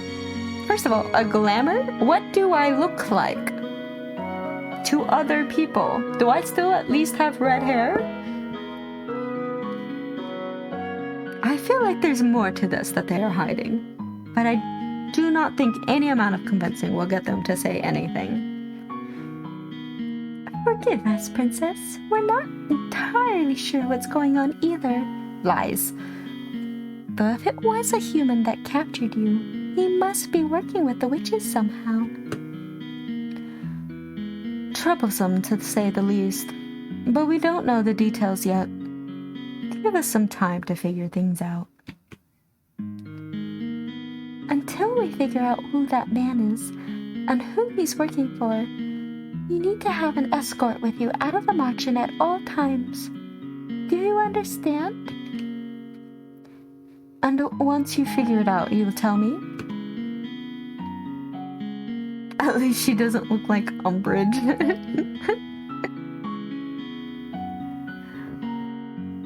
The two exchange another look, which only makes me more frustrated. They're obviously keeping secrets, and right in front of me. Are we talking about Delora or Parfait? Because yes, neither one looks like Umbridge. Although, I think as much as I don't care for Parfait, I'd still take her over Umbridge every single day of the week. We'll tell you once everything falls into place. Don't worry, Princess. We will never let you be put in any danger.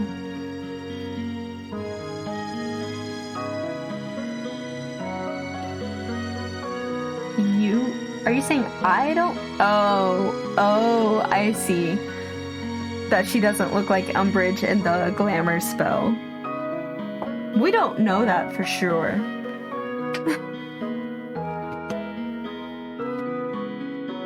The silence is what ends our conversation. I make my way back to my room, feet heavy. I feel like a fly caught in a spider's web. Nothing I do can be right. Darned if I do, darned if I don't. Trapped between a rock and a hard place. I try my best to clear my mind as I return to my room. So pretty. The days go by slowly, and I make no progress with my curse. Karma is busy with the knights today, and Delora and Parfait are busy talking with Rumple about his curse in his room. Tonight is the perfect night to go and wander the town by myself. What a brilliant idea! Not that I didn't just almost get abducted a few days ago. Let's go wander the town by myself at night. I need to see if I can find out anything about the witches and what is happening around the kingdom. This is a terrible plan. Delora and Parfait are not going to tell me anything, and no one has wanted to take me out of the margin since the kidnapping attempt. I'm getting cabin crazy. Cabin fever? Cabin fever. That's it. Stir crazy cabin fever. These thoughts spiral helplessly in my mind as I sit at a table. I have just finished working for the day, and the activity in the margin is beginning to wind down. Garland stands at the door as the last few customers leave the margin. Jurian is walking around the room to make sure that there are no problems. Out of the corner of my eyes, I notice two men pause halfway across the room to glance back at her. I can overhear their words from where I am. Shame that she's a knight, eh? She's the proud type, too proud to let a man dote on her. Bleeding shame indeed. But do you think if I tried to say something to her? You two. Garland suddenly standing behind the two men, an uncharacteristically dark glare in his face. How dare they talk about his love? Is there a problem? Doors are closing for the night. I'm going to ask you to please leave. Bye-bye. No need to be so uptight, lad. We're on our way out now. The two men walk out and Garland stands in the middle of the tavern area, glaring after them. He more or less pushed them out of the tavern. If a niece had seen that, she'd probably have scolded him. Garland? You okay? Of course. Always okay when you're around. You think you can fool me? I've known you long enough to know that something's bothering you.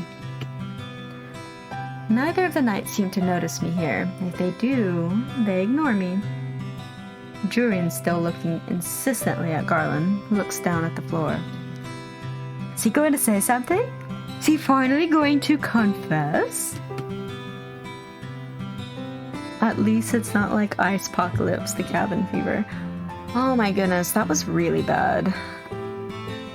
When you and...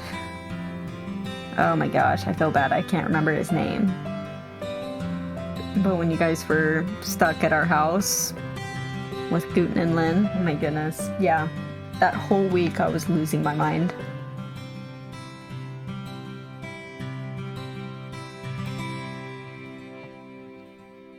Garland says nothing, though. He looks at a loss for words, just stunned by Jurian's presence. Finally, she reaches out and pokes his shoulder, and he looks up, startled. Still the same as always, the silent, watchful knight. Only says things with certainty when he knows they're the truth. Even the princess is waiting for you to say something. Ooh, caught in the act. I was staring and they saw it. Both knights turn to look at me and Garland seems surprised. I raise an eyebrow, and he hurriedly looks away. Patrol is starting soon. I'll head out first. Okay, stay safe. Garland nods at her with a little smile before he leaves the tavern. They're so cute. Please just confess already. Just go out. Please, go on a date. Kiss, kiss, fall in love. Going to sleep soon, princess? I was just going to head up. Yep. Heading up to my room. Nothing suspicious here. Did you hear what those men were saying? Oh, about me being too proud or something. Oh, so she did hear them, but chose to say nothing. It doesn't bother me. They're right. I've been independent for a long time, and I would never think about pledging my safety to a man I barely know. I can take care of myself. But, and to the point, Julian was really admired for that honesty in the palace.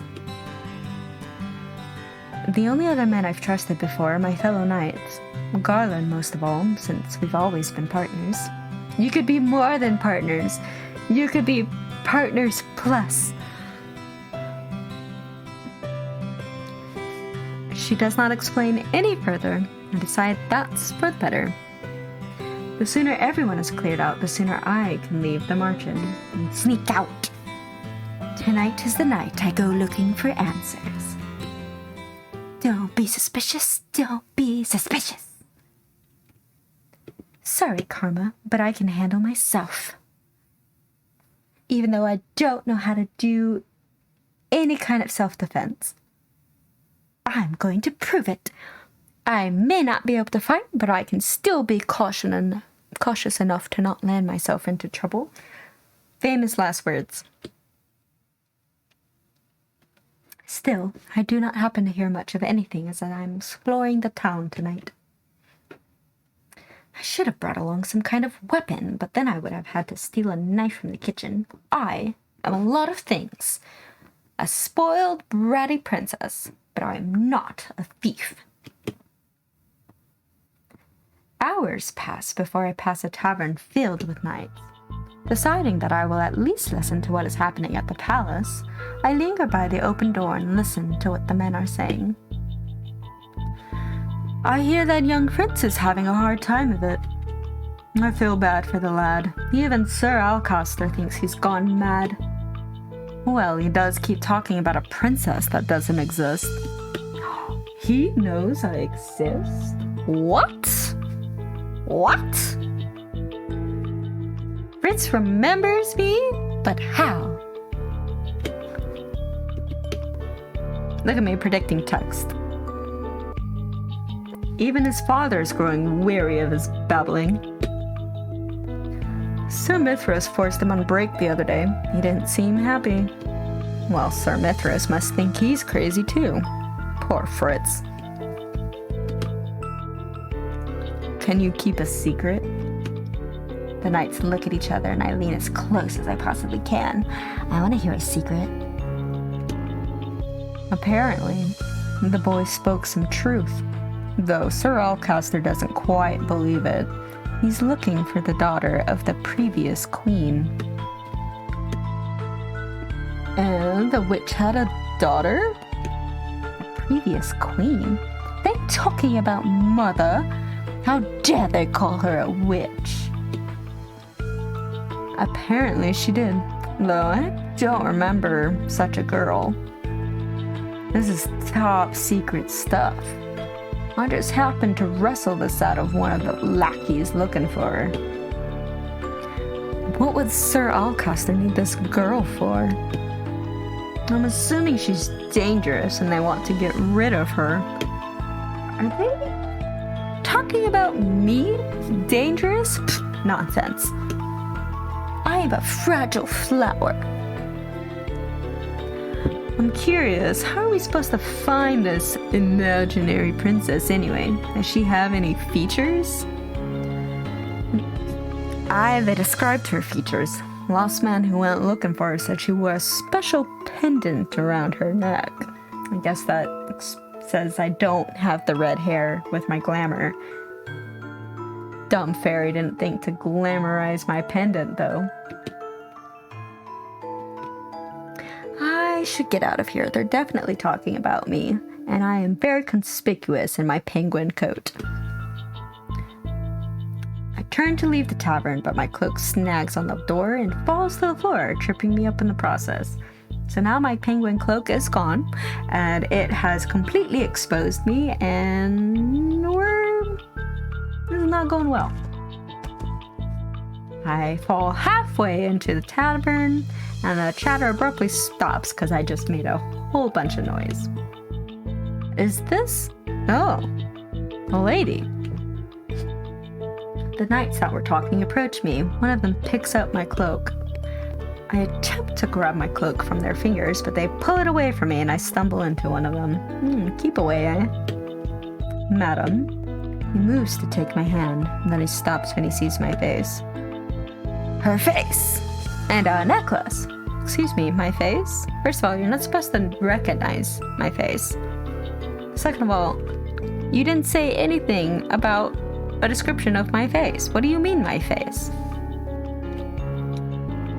You think she was spying on us? Witch! One of the knights grabs me by the wrist and pulls me toward him. He is far stronger than the man in the alleyway was. Well, the man in the alleyway wasn't trained. These men are trained. Unhand me. I am no witch. I am a princess. Then there should be no problem. We're just going to take you in, and if there's some big misunderstanding, we'll repay you ourselves. No, let me go. This behavior's not fitting of a knight. Come now, miss. Let's go back quietly. Should we fight? I'm feeling scrappy. Or should we play it safe and just try to talk our way out of this? Mind you, I'm not very scrappy or very good with the words. fight. Fight. I may be outnumbered, but I can't be caught, so a fight there shall be. Maybe someone at this bar will help me. Probably not. I open my mouth to scream. That's not how you fight. But one knight covers my mouth as some attention falls on us. Nothing to fear here, everyone. Just a criminal we've apprehended. Rude. I struggle in their grasp, but the men are too strong for me. Don't fight back, ma'am. Resistance is useless. Everyone in the bar looks scared of me. This is even worse than everyone glaring. I try to bring back the tears as they come to my eyes. I also cry out of frustration instead of sorrow. I feel you. Come on, let's take her back to the palace. The knights lead me out onto the empty streets. Why? Why did I have to be so stubborn? Why did I think I could just roam the empty streets by myself in the middle of the night? The knights continue pulling me down the path until we come to a narrow street. Everyone who sees us walks away to avoid the knights. There's fear in their eyes. But I've done nothing wrong. I simply exist. Ma'am, if it makes you feel any better, we're risking our rank on this as well. It doesn't. It really doesn't. I don't know. I'm suspicious of... Who goes there? I heard a noise. I look up and notice Karma's familiar figure walking towards us. And he's in his manly ponytail form.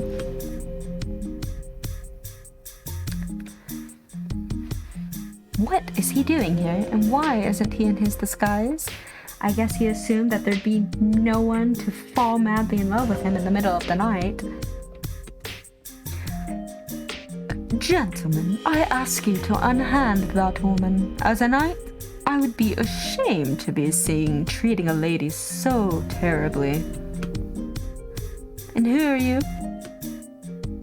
Her husband. Oh, yes you are. He admits it. I have won.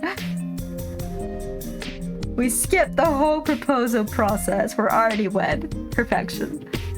He is what? No, he didn't say his anything. He said her husband. So that would make you his wife. Unhand her, gentlemen, or taste my blade. Sir, we were just going to take you to the palace, too. I will give you on the count of 3. One knight keeps his grip on me as the other draws his sword. I stare at Karma, who continues to count, though the knight attacks him before his sword leaves his sheath.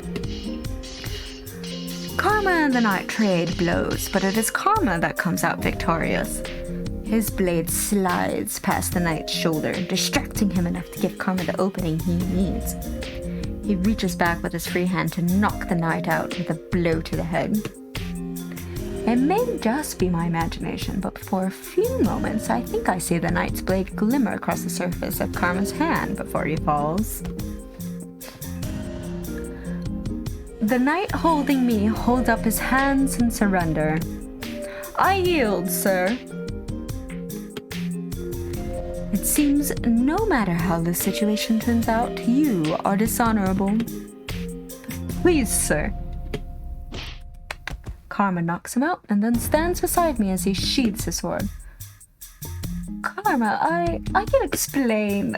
A few moments, sonny. You spend some time forcing a potion from a vial down each of the knight's throats. Oof, poisoning them. Love it. Watch him quietly, fearing that he might have killed them. I don't fear that at all. You know, sometimes a little murder is good. But they only seem to be asleep. Darn. A potion that Parfait gave me. It will make the men forget they ever saw you. When Karma stands again, I notice the glimmer of blood on his hand. You're hurt. It's nothing. I'm sorry. Come on, princess. Let's go back. Oof, the cold shoulder. It hurts. How could you treat me this way? You claim to be my husband, and then you treat me so coldly. I made a mistake. Please forgive me. He pulls me onto the main street and does not let go of my hand. Can't bring myself to speak. I've been saved twice now by Karma. Not only that, but this time he's injured. He says it's nothing, but his bloodied hand does not move at all. Why do I have to be so stubborn and insist I can handle myself? Probably because I've never relied on anyone but one singular person that is now gone from my life, so therefore I only rely on myself and just don't know any better. I don't speak for a long time. Eventually, I notice people start to stare. Before long, the staring grows worse. Young women begin following us, giggling from behind. I turn to Karma, who looks like he hasn't slept in days. Karma? Sorry, princess, but I'm not in the mood to talk. Those girls are walking right behind us. This is his curse? Is it activating right now? Karma? Sunny, I just said that I'm in no mood to talk. Did you not hear me? We're being followed. He stares behind us almost stupidly and then laughs when the girls see his face. They start to rush us, their voices rising and blending together into a horrendous screaming cacophony, like a sorority. Karma's not moving though. He looks resigned to his fate. This is where he dies. Maybe he's too tired to realize what he wants to do.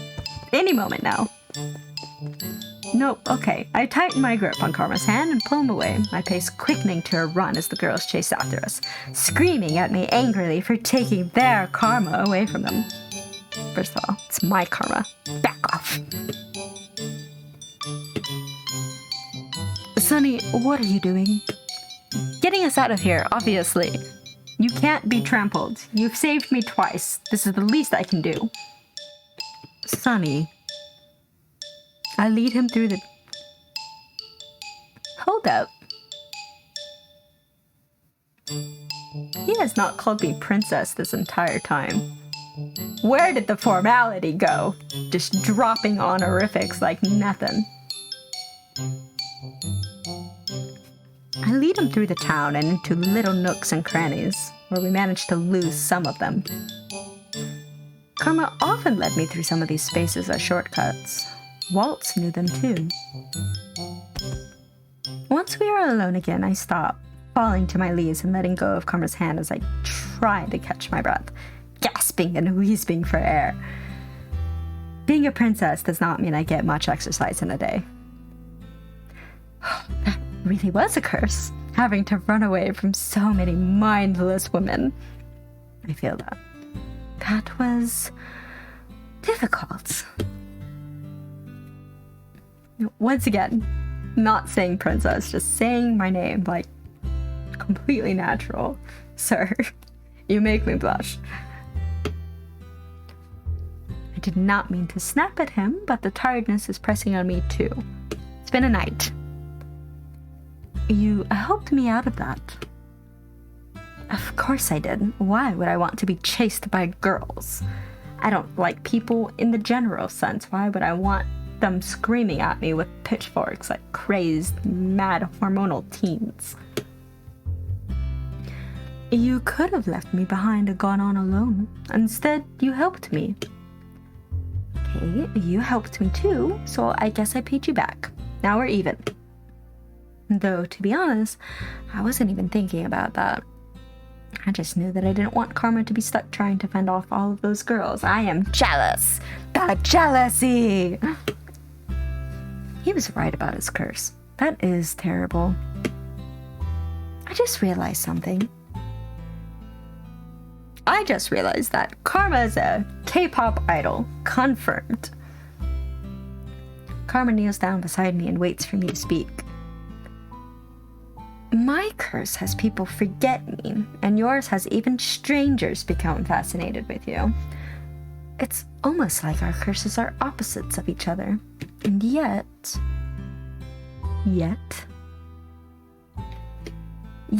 we seem so similar. It's the red hair. My eyes widen when I realize what I just said. I admitted it out loud. That I take notice of him. Senpai noticed me. We are similar, aren't we? He holds out his good hand to me, and I let him lead me back to the tavern through the abandoned alleyways. Going on a romantic stroll by the street light. My feet are heavy, and all I want to do is sleep, but suddenly, Karma's standing before me, his face grave. I have to thank you for helping me earlier.